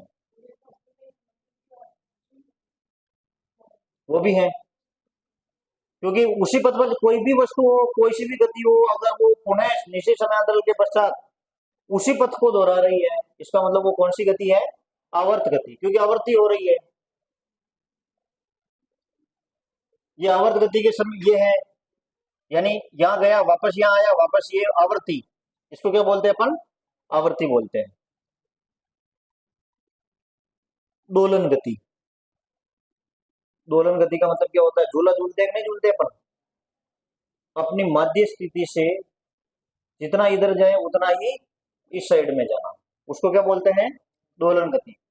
जब कण अपनी माध्य स्थिति के इधर उधर, किस स्थिति के इधर उधर? ये बीच वाली जो माध्य स्थिति है, इसके इधर उधर निश्चित समयांतराल पश्चात अपने पथ को पुनः दोहराता है, इसको क्या बोलते हैं अपन? दोलन गति। इसको क्या बोलते हैं? दोलन। और यही दोलन गति अगर फास्ट हो जाए, ये दोलन गति क्या हो जाए, फास्ट हो जाए, तो उसमें क्या होने लग जाते हैं, कंपन। आपने देखा होगा अपने घर में थाली नीचे गिर जाती है, एक तो ये दोलन गति, तो दोलन गति तो यूं होती है आराम से। कोई किसी साइंस लिखने ली, किसी साइंस किस किस की थी, सरल लोलक पढ़ा होगा, इतना लोहे का भारी घोड़ा होता है, वो मध्य स्थिति में होता है, उसको अपन यहाँ से ले जा करके यूं छोड़ते हैं, फिर वो यूं गति करता है एक निश्चित समय अंतराल के पश्चात। इस प्रकार जो गति करता है वो सरल लोलक की गति, फिर उसमें अपन आवर्तकाल निकालते हैं, गुरुत्वीय त्वरण निकालते हैं। तो कहने का मतलब ये है कि ये जो गति होती है वो थोड़ी धीरे धीरे होती है। क्या होती है, उसमें आवृत्ति क्या रहती है, थोड़ी धीरे। लेकिन यही आवृत्ति अगर बहुत तेज हो जाए, आपने ये देखा होगा थाली जब नीचे गिरती है तो आप उसको हाथ लगाना, तो वो जो अपनी माध्य स्थिति है उसमें गति, उसमें जो कंपन होते हैं बहुत फास्ट होते हैं। कंपन क्या होते हैं, या कोई वाद्य यंत्र भी आप लोग देख लेना, उसमें जो आवृत्ति जो होती है वो क्या होती है, प्रति सेकंड जो कंपनों की संख्या जो है वो क्या होते हैं, ज्यादा होती है। तो ज्यादा होती है तो फिर उसमें ध्वनि उत्पन्न हो जाती है। क्या उत्पन्न हो जाती है, ध्वनि उत्पन्न होती है। ये कौन सी गति है, दोलन गति। कहने का मतलब ये है कि दोलन गति के अंदर आवृत्ति क्या होती है, कम होती है। आवृत्ति क्या होती है, कम होती है। माध्य स्थिति पर, कौन सी स्थिति, माध्य स्थिति पर विस्थापन जीरो। माध्य स्थिति का मतलब क्या हो गया, बीच वाली स्थिति। कोई कण इधर जाकर के वापस यहां आ जाता है, इसका मतलब विस्थापन क्या हो गया, जीरो। माध्य स्थिति पर विस्थापन जीरो है, माध्य स्थिति पर विस्थापन क्या है, जीरो है। इस स्थिति के अंदर वेग क्या होता है, अधिकतम होता है। वेग क्या होता है, अधिकतम, मैक्सिमम होता है। त्वरण क्या होता है इसमें, जीरो। त्वरण क्या है, जीरो है। और इस स्थिति में बल जीरो लगता है। गतिज ऊर्जा, क्योंकि स्पीड ज्यादा है तो गतिज ऊर्जा क्या होगी, अधिकतम होगी। स्थितिज ऊर्जा न्यूनतम रहेगी। स्थितिज ऊर्जा क्या रहेगी, न्यूनतम रहेगी। चरम बिंदु, चरम बिंदु का मतलब जो लास्ट वाला बिंदु है, यहाँ पर यहां से यहां तक का जो विस्थापन है वो क्या होगा, अधिकतम। विस्थापन क्या है, अधिकतम होगा। और वेग कितना होगा, शून्य, क्योंकि यहाँ पर कोई वस्तु दोलन करती हुई यहाँ गई, उसका वेग कितना है, अधिकतम बिंदु पर पहुंच गए तो कितना हो गया, जीरो। और त्वरण क्या हो जाता है उस स्थिति में, अधिकतम। वहां से गति वापस त्वरित हो जाती है, वो वस्तु क्या हो जाती है, त्वरित हो जाती है। ये त्वरण जीरो क्यों होगा, उसका कारण वो अपन गति का जो न्यूटन का दूसरा समीकरण होता है, दूसरा नियम F = m, उससे समझेंगे। त्वरण अधिकतम होता है, इसमें बल यहाँ पर क्या लगता है, अधिकतम लगता है। इस स्थिति के अंदर बल क्या होता है, अधिकतम लगता है। गतिज ऊर्जा यहाँ पर गति नहीं करता है इसलिए शून्य होती है, और स्थितिज ऊर्जा क्या होती है, अधिकतम होती है। गतिज ऊर्जा और स्थितिज ऊर्जा साथ में चलती है। गतिज ऊर्जा अगर जीरो है तो स्थितिज ऊर्जा मैक्सिमम है, गतिज ऊर्जा मैक्सिमम है तो स्थितिज ऊर्जा क्या है, शून्य होगी। सरल आवर्त गति, कण कण मध्य स्थिति के इर्द गिर्द निश्चित समयांतराल पश्चात अपने पथ को दोहराता है। यहाँ पर दोलन क्या होते हैं, सरल आवर्त गति में दोलन क्या होते हैं, छोटे होते हैं। दोलन गति में दोलन क्या होते हैं, बड़े होते हैं। सरल आवर्त गति में क्या होता है, दोलन क्या होते हैं, छोटे होते हैं। वस्तु पर कार्यरत प्रत्यानयन बल, प्रत्यानयन बल का ये सूत्र है। प्रत्यानयन बल का मतलब होता है जो स्प्रिंग का जो तुल्य काम करता है उसके ऊपर आधारित है, जिसमें आवर्त गति होती है। तो माइनस के एक्स के यहाँ पर नियतांक ऋणात्मक चिन्ह बताता है कि प्रत्यानयन बल बाह्य बल के विपरीत दिशा में काम करता है। स्प्रिंग जो होती है बाह्य बल होता है, उसके किस दिशा में काम करती है, विपरीत दिशा में काम करती है। अपन इधर बल लगाते हैं और स्प्रिंग किधर काम करती है, उल्टी दिशा में काम करती है। तो यहाँ पर ये ऋणात्मक चिन्ह उसको दर्शाता है। आर प्रत्यानयन बल का इंग्लिश नाम है। बल का मतलब तो एक हो गया है ना, के नियतांक है। एक्स कोई भी संख्या हो सकती है। आवर्त गति का दोलन गति होना आवश्यक नहीं है। आवर्त गति का दोलन गति होना आवश्यक नहीं है, क्योंकि आवर्त गति तो यूं भी हो सकती है, आवर्त गति यूं भी हो सकती है। आवर्त गति का दोलन गति होना आवश्यक नहीं है, लेकिन दोलन गति क्या होती है, क्योंकि आवर्त हो रहा है, उसमें क्या हो रहा है, आवर्त हो रहा है। आवर्त गति का दोलन गति होना आवश्यक नहीं है, परंतु दोलन गति क्या होती है, आवर्त गति होती है। आवर्त गति कोई सी भी हो सकती है, गोल गोल घूम भी सकती है, दोलन हो सकते हैं, स्प्रिंग हो तो आगे पीछे हो सकती है। आप लोगों ने ये बताया मशीन की सुई ऊपर नीचे हो सकती है। ये कौन सी गति के उदाहरण है? आवर्त गति के उदाहरण। दोलन गति का सरल आवर्त गति होना आवश्यक नहीं। दोलन गति का सरल आवर्त गति, सरल आवर्त गति में मैंने आपको बताया है कि उसमें दोलनों की संख्या छोटी होती है। दोलनों के जो आकार होता है वो क्या होता है?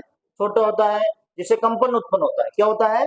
कंपन उत्पन्न होता है। तो कहने का मतलब ये है कि दोलन गति का सरल आवर्त गति होना आवश्यक नहीं है, किंतु सरल आवर्त गति दोलन गति होती है। किंतु सरल आवर्त गति क्या होती है? दोलन, क्योंकि उसमें वो आगे पीछे माध्य स्थिति से ऊपर नीचे होता है। आवर्त गति का सरल आवर्त गति होना आवश्यक नहीं है, क्योंकि आवर्त गति में ही आती है सारी गतियां। किसमें आ रही है सारी गतियां? आवर्त गति का मतलब जिसमें निश्चित समयांतराल पश्चात क्या होता है? वस्तु उसी पथ पर गुजरता है। अब उसी पथ पर कैसे गुजरे? दोलन से गुजरे, या फिर सरल आवर्त से गुजरे, या फिर वृत्ताकार पथ से गुजरे किसी। यानी कि यहाँ पर जो उदाहरण बताए गए वो सारे किसके उदाहरण हैं? आवर्त गति के। किसके उदाहरण है? कौन कौन से उदाहरण थे? एक तो दोलन गति, एक और कौन सा था? सरल आवर्त गति। वृत्ताकार पथ में गति होती है। कौन सी गति होती है? आवर्त गति। वृत्ताकार पथ में दोलन गति नहीं होती। दोलन गति में क्या होता है? माध्य स्थिति के इर्द गिर्द, माध्य स्थिति के क्या होता है? इर्द गिर्द। सरल आवर्त गति में क्या होता है? दोलनों की संख्या क्या होती है? थोड़ी, दोलन छोटे होते हैं। दोलन क्या होते हैं? छोटे होते हैं। ऊपर से भी हो नहीं सकता। आवर्त गति का उदाहरण है। वृत्ताकार पथ किसका उदाहरण है? आवर्त गति का उदाहरण है। अब आ जाता है आपके वृत्ताकार पथ में गति, या जिसको कहते हैं वृत्तीय गति। वृत्ताकार पथ के अंदर गति, आप लोगों ने भी गोफन का उदाहरण सुना है। गोफन यूं करके यूं करके यूं करके फिर यूं छोड़ते हैं, जहां से छूटे उसी दिशा में जाएगी 90 डिग्री पर, स्पर्श रेखा के ऊपर। कहाँ जाएगी? स्पर्श। क्या आपने ये कल्पना की है कि जब अपन किसी वस्तु को यूं घुमाते तो जैसे वस्तु छूटती तो क्या वस्तु यूं घूम के आ जाती है क्या? नहीं, जहां से छूटी, माना कि अपन ने इस वस्तु को यूं घुमाया और आपने वस्तु को यहाँ छोड़ा, तो वस्तु सीधी यहाँ से 90 डिग्री पर जाएगी। कहाँ जाएगी? स्पर्श रेखा के अनुदिश गति करता है कोई भी कण वहां से छूटने के पश्चात। किधर गति करता है? स्पर्श रेखा। और स्पर्श रेखा त्रिज्या के साथ में कितने डिग्री का कोण बनाती है? 90 डिग्री का। कितने डिग्री का कोण बनाती है? और वृत्ताकार गति के अंदर कण जो है प्रत्येक बिंदु पर अपनी दिशा चेंज करता है। क्या करता है? ये बात बहुत इंपॉर्टेंट है। वृत्ताकार पथ के ऊपर गति करता हुआ कण प्रत्येक बिंदु पर अपनी दिशा क्या करता है? चेंज करता है। प्रत्येक बिंदु पर उसकी दिशा क्या हो जाती है? हर बिंदु के ऊपर उसकी दिशा चेंज होती रहती है। जैसा ये दिखा रखा है, यहां से अगर आप इसको छोड़ोगे तो ये कहां जाएगा? इस साइड में जाएगा। यहां से अगर आप लोग छोड़ोगे तो किस साइड में जाएगा? इस साइड में जाएगा। तो कहने का मतलब ये स्पर्श रेखा होगी। क्या हो गया? स्पर्श रेखा के अनुदिश गति करता है। कण द्वारा वृत्ताकार पथ का एक चक्कर पूर्ण करने में तय की दूरी कितनी है? 2πr। कोई भी कण है वो एक चक्कर पूरा करेगा, इसका मतलब उसने कितनी दूरी तय की है? वृत्त की परिधि। कितनी दूरी तय की है? वृत्त की परिधि। वृत्त की परिधि का मतलब कितना हो गया? 2πr। कण द्वारा वृत्ताकार पथ पर एक चक्कर पूर्ण करने में लगा समय क्या कहलाता है? आवर्तकाल। एक चक्कर पूरा कर लिया है और एक चक्कर पूरा करने में लगा जो समय है वो क्या कहलाएगा? आवर्तकाल। कोई भी कण है वृत्ताकार पथ में एक चक्कर पूरा करने में लगाया गया समय क्या कहलाएगा? आवर्तकाल। एक चक्कर में जितना भी समय लगेगा वो क्या कहलाएगा? आवर्तकाल। यहाँ पर आप लोगों को एक बात मेरे हिसाब से लिख देनी चाहिए अगर नहीं आता है तो। वृत्ताकार पथ में गति करते हुए कण की चाल क्या होती है? नियत गति। उसी गति से वो चलता रहता है। वृत्ताकार पथ पर गति करते हुए कण के वेग की दिशा परिवर्तित होती रहती है, अर्थात वेग की दिशा क्या होती रहती है? हर बिंदु पर, प्रत्येक बिंदु पर। यहां आप लोग जोड़ सकते हैं, प्रत्येक बिंदु पर, प्रत्येक बिंदु पर वेग की दिशा क्या होती रहती है? प्रत्येक बिंदु पर बदलती रहती है। वेग की दिशा प्रत्येक बिंदु पर क्या होती है? बदलती रहती है। और वृत्ताकार पथ में कोई भी कण गति कर रहा है, उसकी स्पीड क्या होगी? चाल बराबर क्या हो जाता है? दूरी बटा समय, दूरी बटा समय। अब दूरी कितनी है? 2πr, और समय यहाँ पर क्या है? एक चक्कर पूरा करने में लगा समय, उसको क्या बोलते हैं अपन? आवर्तकाल। तो 2πr बटा टी, 2πr बटा टी हो जाएगा। ये इसकी क्या हो जाएगी? चाल हो जाएगी। इसे अपन क्या निकाल सकते हैं? आवर्तकाल भी निकाल सकते हैं यहाँ की, यानी कि वज्र गुणा कर दीजिए, टी को इधर लिख दीजिए, तो परिधि बटा चाल क्या जाएगा? परिधि बटा चाल। इस तरह के अगर सवाल आएंगे तो उसमें इजी गोइंग हो जाता है, वैसे इसमें ज्यादा लफड़ा नहीं है। चाल का सूत्र लगा तो सीधा चाल बराबर क्या होता है? दूरी बटा समय। दूरी क्या होगी? परिधि, और समय वो जो दे रखा होगा वो आवर्तकाल होगा। एक चक्कर का मतलब उसका आवर्तकाल हो गया। एक कण 5 सेकंड में 5 मीटर त्रिज्या के वृत्ताकार पथ का एक चक्कर पूरा करता है। क्या करता है? एक कण 5 सेकंड में, समय कितना है और त्रिज्या कितनी दे रखी है? 5 मीटर। कण की चाल होती है, चाल बराबर क्या होता है? दूरी बटा समय। अब दूरी, वृत्ताकार पथ की दूरी कितनी होती है? 2πr बटा समय कितना दे रखा है? 5। कितना दे रखा है?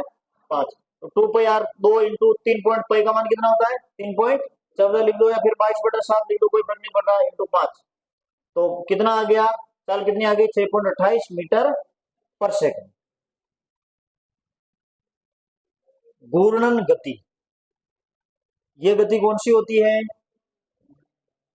वृत्ताकार गति। ये अभी अपन ने बताई थी, जैसे कोई पत्थर है, उसके आपने धागा बांध दिया और उसके फलस्वरूप जो गति हो रही है उसको क्या बोलते हैं?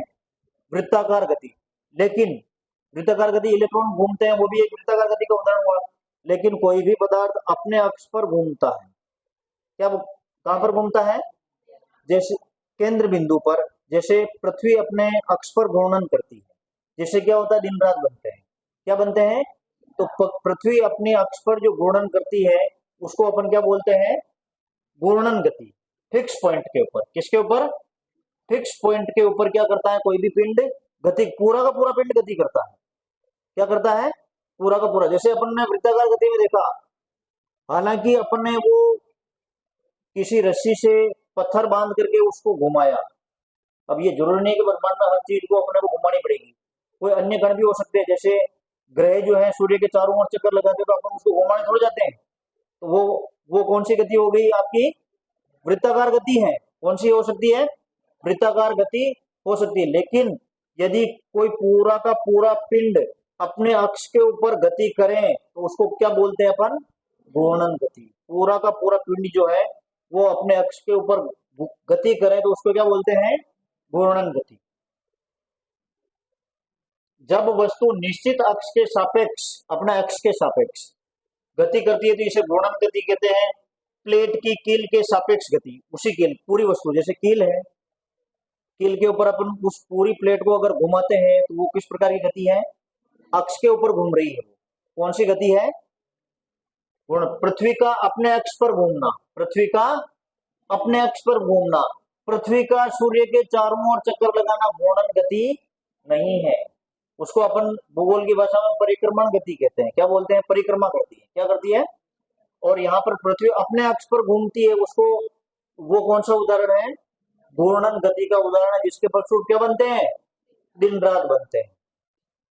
लट्टू की गति, कोई भी लट्टू है वो अपने अक्ष पर घूमता है तो उसको बोलते हैं।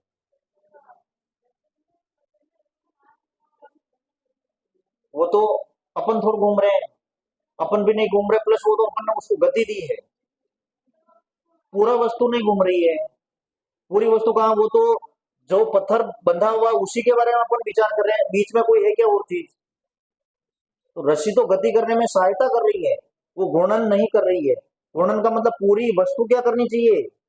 पूरी वस्तु घूर्णन करनी चाहिए। अब आ जाता है कंपन गति। जब कण की आवृत्ति और ऊर्जा अत्यधिक होती है, जब कंपन गति में क्या होता है? कण की आवृत्ति क्या होती है? बहुत ही, थोड़ा सा आप लोग अंतर समझना इन दो तीन चीजों में। नंबर एक, दोलन गति, जिसमें दोलन जो होते हैं वो लंबे टाइम से चलते हैं, मतलब उसमें आवर्तकाल क्या रहता है? थोड़ा ज्यादा रहता है। सरल आवर्त गति में दोलन थोड़े छोटे होते हैं, दोलन क्या होते हैं, छोटे। अब तीसरा आता है कंपन गति। कंपन गति में दोलन क्या होते हैं, और भी ज्यादा छोटे। मध्य स्थिति के बिल्कुल इर्द गिर्द ही क्या होते हैं, कंपन होते हैं।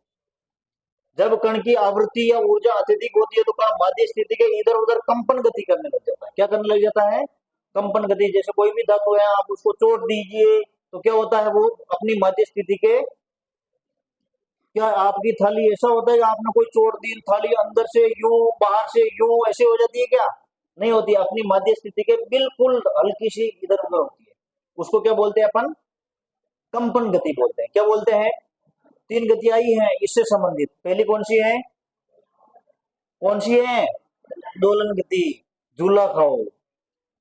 दूसरी कौन सी है, सरल आवर्त गति, जिसमें क्या है, दोलन थोड़े छोटे होते हैं। दोलन क्या होते हैं, छोटे होते हैं। अब ये कौन सी है, मध्य स्थिति के बिल्कुल इर्द गिर्द, ये कौन सी गति है, कंपन गति। दोलन गति में आवृत्ति क्या होती है, कम। आवृत्ति का मतलब बहुत फास्ट हो जाता है। कंपन गति नहीं, हाँ, दोलन गति में आवृत्ति कम होती है। दोलन गति में आवृत्ति कम होती का मतलब धीरे धीरे चलता है।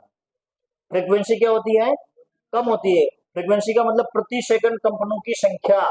आवृत्ति का मतलब क्या होता है, जैसे दोलन में एक सेकंड में माना कि एक सेकंड यूं बोला, दो दोलन हुए। कितने हुए, दो दोलन। तो कंपन गति के अंदर एक सेकंड के अंदर हो सकता है कि 20-25 दोलन हो जाए। कितने हो जाए, 20-25 दोलन हो जाए। तो उसको क्या बोलते हैं, आवृत्ति। आवृत्ति का मतलब होता है प्रति सेकंड कंपनों की संख्या। एक सेकंड में जितने ज्यादा कंपन होंगे उतनी ही उसकी क्या होगी, आवृत्ति ज्यादा होगी। आयाम, माध्य स्थिति से अधिकतम विस्थापन। माध्य स्थिति से अधिकतम विस्थापन क्या कहलाता है, आयाम कहलाता। अब आप लोग ही बता दीजिए, दोलन गति का आयाम ज्यादा होता है या फिर कंपन गति का। दोलन गति का आयाम क्या होता है, ज्यादा होता है। कंपन गति का आयाम क्या होता है, कम होता है। आवर्तकाल, आवर्तकाल का मतलब क्या होता है, एक चक्कर लगाने में। कितना, एक चक्कर लगाने में जो समय लगता है उसको क्या बोलते हैं, एक चक्कर लगाने में जो समय लगता है उसको क्या बोलते हैं, आवर्तकाल। अब आप लोग ये बताइए, आवर्तकाल किसका ज्यादा होता है, दोलन गति का या कंपन गति का।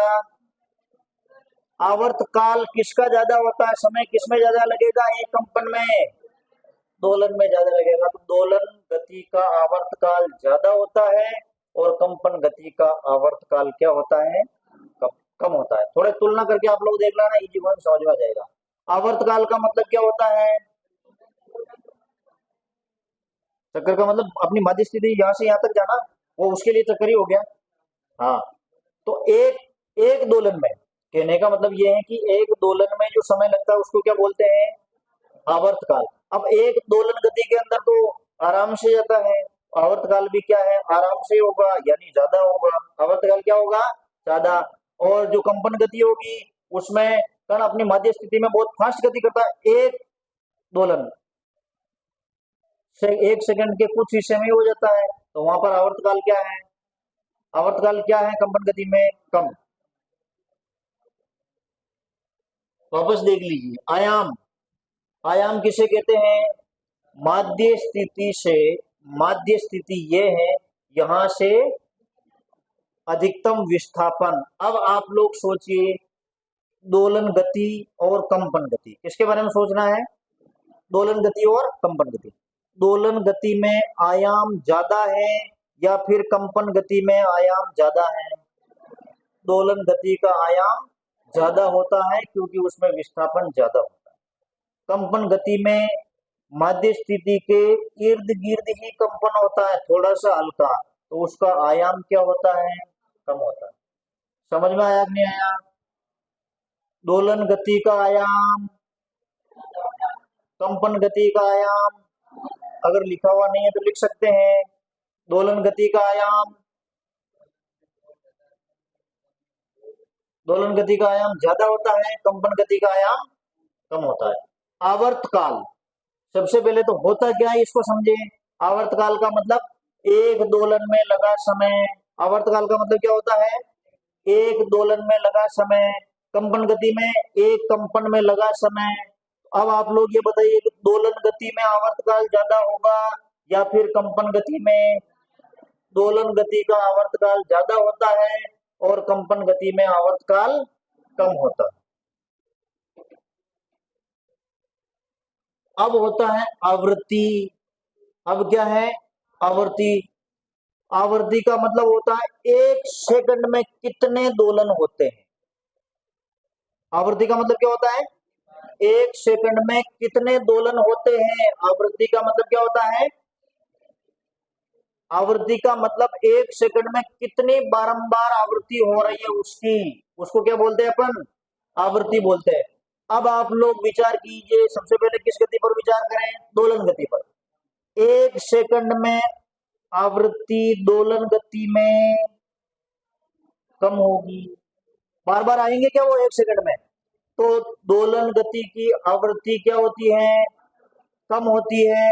और कंपन गति में अब 1 सेकंड में कंपन ज्यादा होंगे ना, तो कंपन गति में जो आवृत्ति है वो क्या होगी? ज्यादा होगी। प्रति सेकंड कंपनों की संख्या, 1 सेकंड में कितने कंपन करते हैं उसको क्या बोलते हैं अपन? आवृत्ति बोलते हैं। आवृत्ति का मान आवर्तकाल के उल्टा होता है। उल्टा है, देख लो आप, आवर्तकाल को देख लीजिए। आवर्तकाल किसका ज्यादा था और इधर आवृत्ति किसकी ज्यादा है? कंपन। आवर्तकाल आवृत्ति का उल्टा होता है, यानी आवृत्ति आवर्तकाल का उल्टा होती है। दोनों एक दूसरे की क्या है? व्युत्क्रम है। दोनों क्या है? यदि किसी धातु का जो कंपन करती है उसका आवर्तकाल कम है तो उसकी आवृत्ति क्या है? ज्यादा। आवर्तकाल कम है इसका मतलब वो जल्दी जल्दी दोलन कर रहा है। जल्दी जल्दी दोलन कर रहा है तो प्रति सेकंड कंपन भी क्या हो रहे हैं? ज्यादा हो रहे हैं। प्रति सेकंड कंपन ज्यादा हो रहे हैं तो आवृत्ति क्या है? आवृत्ति। प्रति सेकंड दोलन ज्यादा हो रहे हैं तो आवृत्ति क्या है? ज्यादा। प्रति सेकंड दोलन को ही तो क्या बोलते हैं? आवृत्ति बोलते हैं। तो आवृत्ति क्या हो गई? ज्यादा हो गई। आवृत्ति का मान आवर्तकाल के व्युत्क्रम के बराबर होता है, अर्थात आवृत्ति बराबर 1/t। इसको न्यू बोलते हैं। इसको क्या बोलते हैं? New, NU। आवृत्ति को किससे, और आवृत्ति का मात्रा क्या होता है? हर्ट्ज। आवृत्ति का मात्रा क्या होता है? या 1/सेकंड लिख दो। साधारण भाषा में इसका मात्रा क्या होता है? हर्ट्ज। आवृत्ति जहां पे भी आएगी आपको ये लिखा हुआ मिलेगा, हर्ट्ज। क्या लिखा हुआ मिलेगा? आवृत्ति का मात्रा क्या होता है? हर्ट्ज।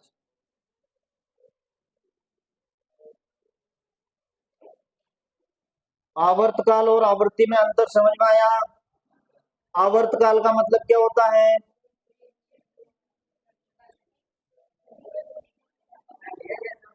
आवर्तकाल एक कंपन में या एक दोलन में लगा समय क्या कहलाता है? आवर्तकाल। आवृत्ति क्या होती है? 1 सेकंड में, 1 सेकंड में कितने कंपन हुए हैं, कितनी बार आवृत्ति हुई है, कितनी बार दोलन हुआ है, उसको क्या बोलते हैं? आवृत्ति बोलते हैं। आवृत्ति आवर्तकाल का व्युत्क्रम होती है, यानी कि आवर्तकाल कम, आवृत्ति ज्यादा। आवृत्ति का आवर्तकाल ज्यादा, आवर्तकाल ज्यादा तो आवृत्ति कम। धीरे धीरे चल रहे हैं तो आवृत्ति क्या हो जाएगी? कम हो जाएगी। आवर्तकाल ज्यादा, आवृत्ति कम। आवर्तकाल कम तो आवृत्ति ज्यादा। आवृत्ति को किस अक्षर से रिप्रेजेंट करते हैं? न्यू। किसे? न्यू से। किसे रिप्रेजेंट करते हैं? न्यू। और आवृत्ति का मात्रक क्या होता है? हर्ट्ज। आवर्तकाल का मात्रक क्या होता है? आवर्तकाल समय ही है, सेकंड। आवर्तकाल क्या है? आवर्तकाल समय ही तो है, तो उसका मात्रक क्या होगा? सेकंड होगा। कोणीय आवृत्ति। कोणीय आवृत्ति का मतलब क्या होता है? किसी कोण से आवृत्ति, यानी वृत्ताकार जो पथ में जो चक्कर लगाते हैं ना उसकी आवृत्ति का को कोणीय आवृत्ति कहते हैं। वृत्ताकार का मतलब 360 डिग्री। कितने पर? 360 डिग्री। 360 डिग्री का मतलब कितने रेडियन होता है? 2 पाई रेडियन। ये तो आपको पता होगा। 360 का मतलब कितना रेडियन होता है? 2 पाई रेडियन। 180 का मतलब कितना रेडियन होता है? Pi radian. तो पूरी 360 के ऊपर तो दूरी कितनी हो गई? 2 पाई अपॉन टी। ये कोणीय आवृत्ति का W, कोणीय आवृत्ति को W से लिखते हैं। ये ज्यादा इंपॉर्टेंट नहीं है हालांकि। अब यहां से एक चीज आपको समझ में आ रही होगी, देखना W बराबर 2 पाई/T हो गया, यहां पर T को हटाया है और ये क्या लगाया हुआ है, आवृत्ति लगाई गई है ना। तो ये आवृत्ति कैसे लगी, ये आवृत्ति किसके स्थान पर लगी, 1/T के, किसके स्थान पर लगी, 1/T। यहां आप लोग कल्पना कीजिए कि यहां पर क्या है, जैसे 2 पाई/T है, इसका मतलब आप लोग इसको यूं भी लिख सकते हैं, 2 पाई × 1/T लिख सकते हैं।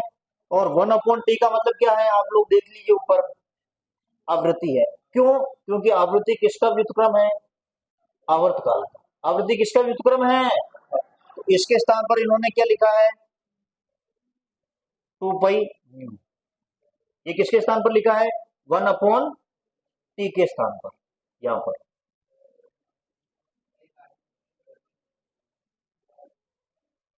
नहीं, ये तो सूत्र बनाया हुआ है, सूत्र व्युत्पन्न किया है केवल।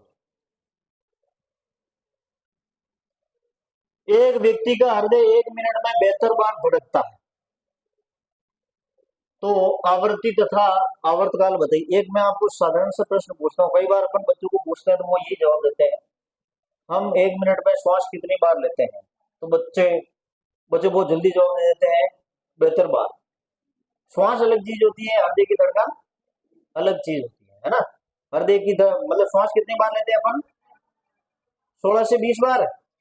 कई किताबों में 12-16 दिया हुआ था, कहीं 16 से 18, अक्सर 16 से 20 बार लेते हैं। कितने लेते हैं, 16 से 20 बार अपन सांस लेते हैं, कितने मिनट में, 1 मिनट में। 1 मिनट में एक व्यक्ति का हृदय 1 मिनट में 72 बार धड़कता है, तो आवृत्ति और आवर्तकाल बताइए। आवृत्ति का मतलब क्या होता है,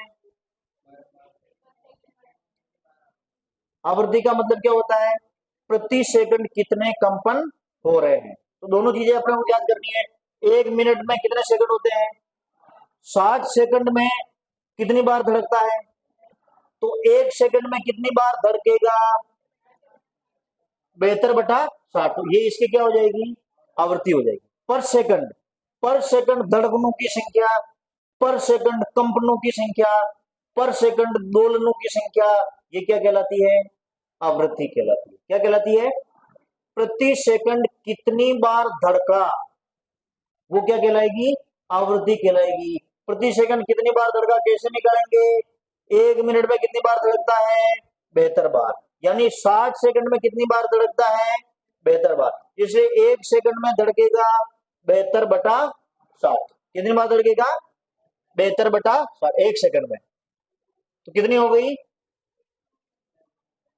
72/60 का मतलब 6/5। और आवृत्ति निकल गई है, तो आवर्तकाल तो सिंपल ही है, आवर्ती का व्युत्क्रम होता है आवर्तकाल। ये 6/5 आया है, उल्टा कर दो, 5/6 क्या आ जाएगा, आवर्तकाल आ जाएगा। क्या आ जाएगा, आवर्तकाल।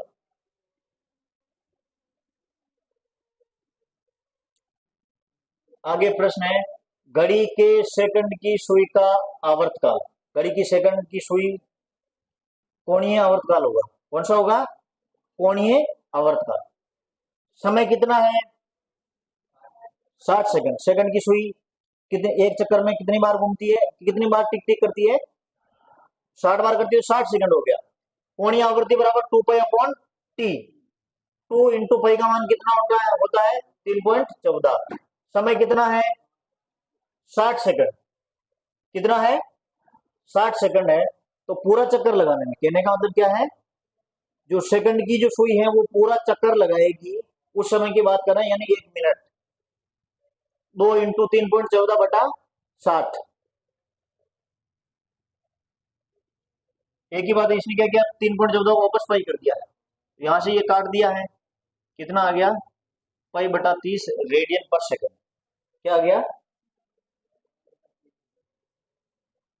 पाई का मात्रक ये रेडियन है, इसलिए ये कर दिया, ये ज्यादा कोई फर्क वाली बात नहीं है। इसका मात्रक होता है कोणीय समय का।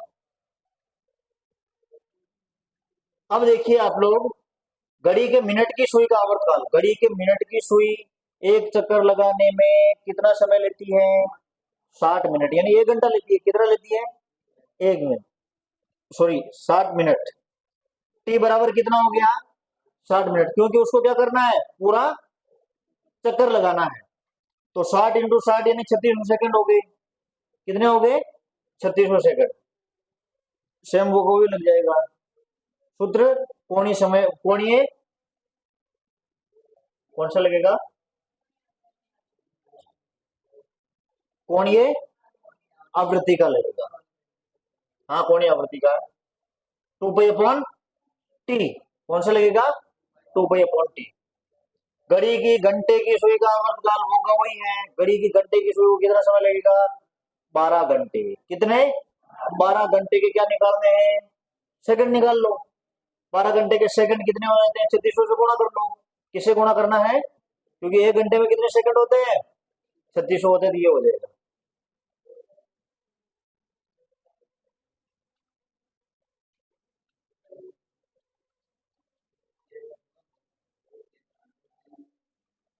आधा पेज ही रहा हूँ।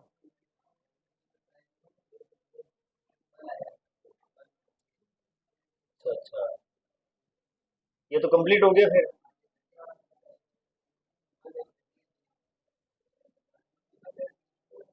डायरेक्ट प्रश्न आ गए। किसमें? इसी में है नीचे। अच्छा अच्छा, यही रहेगा। इतना फर्स्ट कैसे चल रहा है?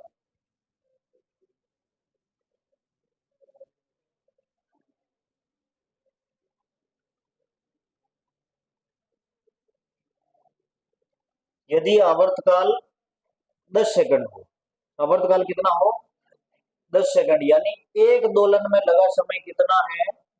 10 सेकंड। आवर्तकाल का मतलब क्या हो गया? एक दोलन में लगा समय। तो इसे अपने को क्या निकालना है? आवृत्ति। तो सीधा उल्टा हो गया, 1/10 आवृत्ति, 1/10 हर्ट्ज। कितना हो गया? क्योंकि आवृत्ति जो होती है वो किसकी व्युत्क्रम होती है? आवर्तकाल किसका व्युत्क्रम होता है? आवृत्ति का। कोणीय आवृत्ति, कोणीय आवृत्ति का मतलब क्या होता है? 2π/t। 2π/t कितना है?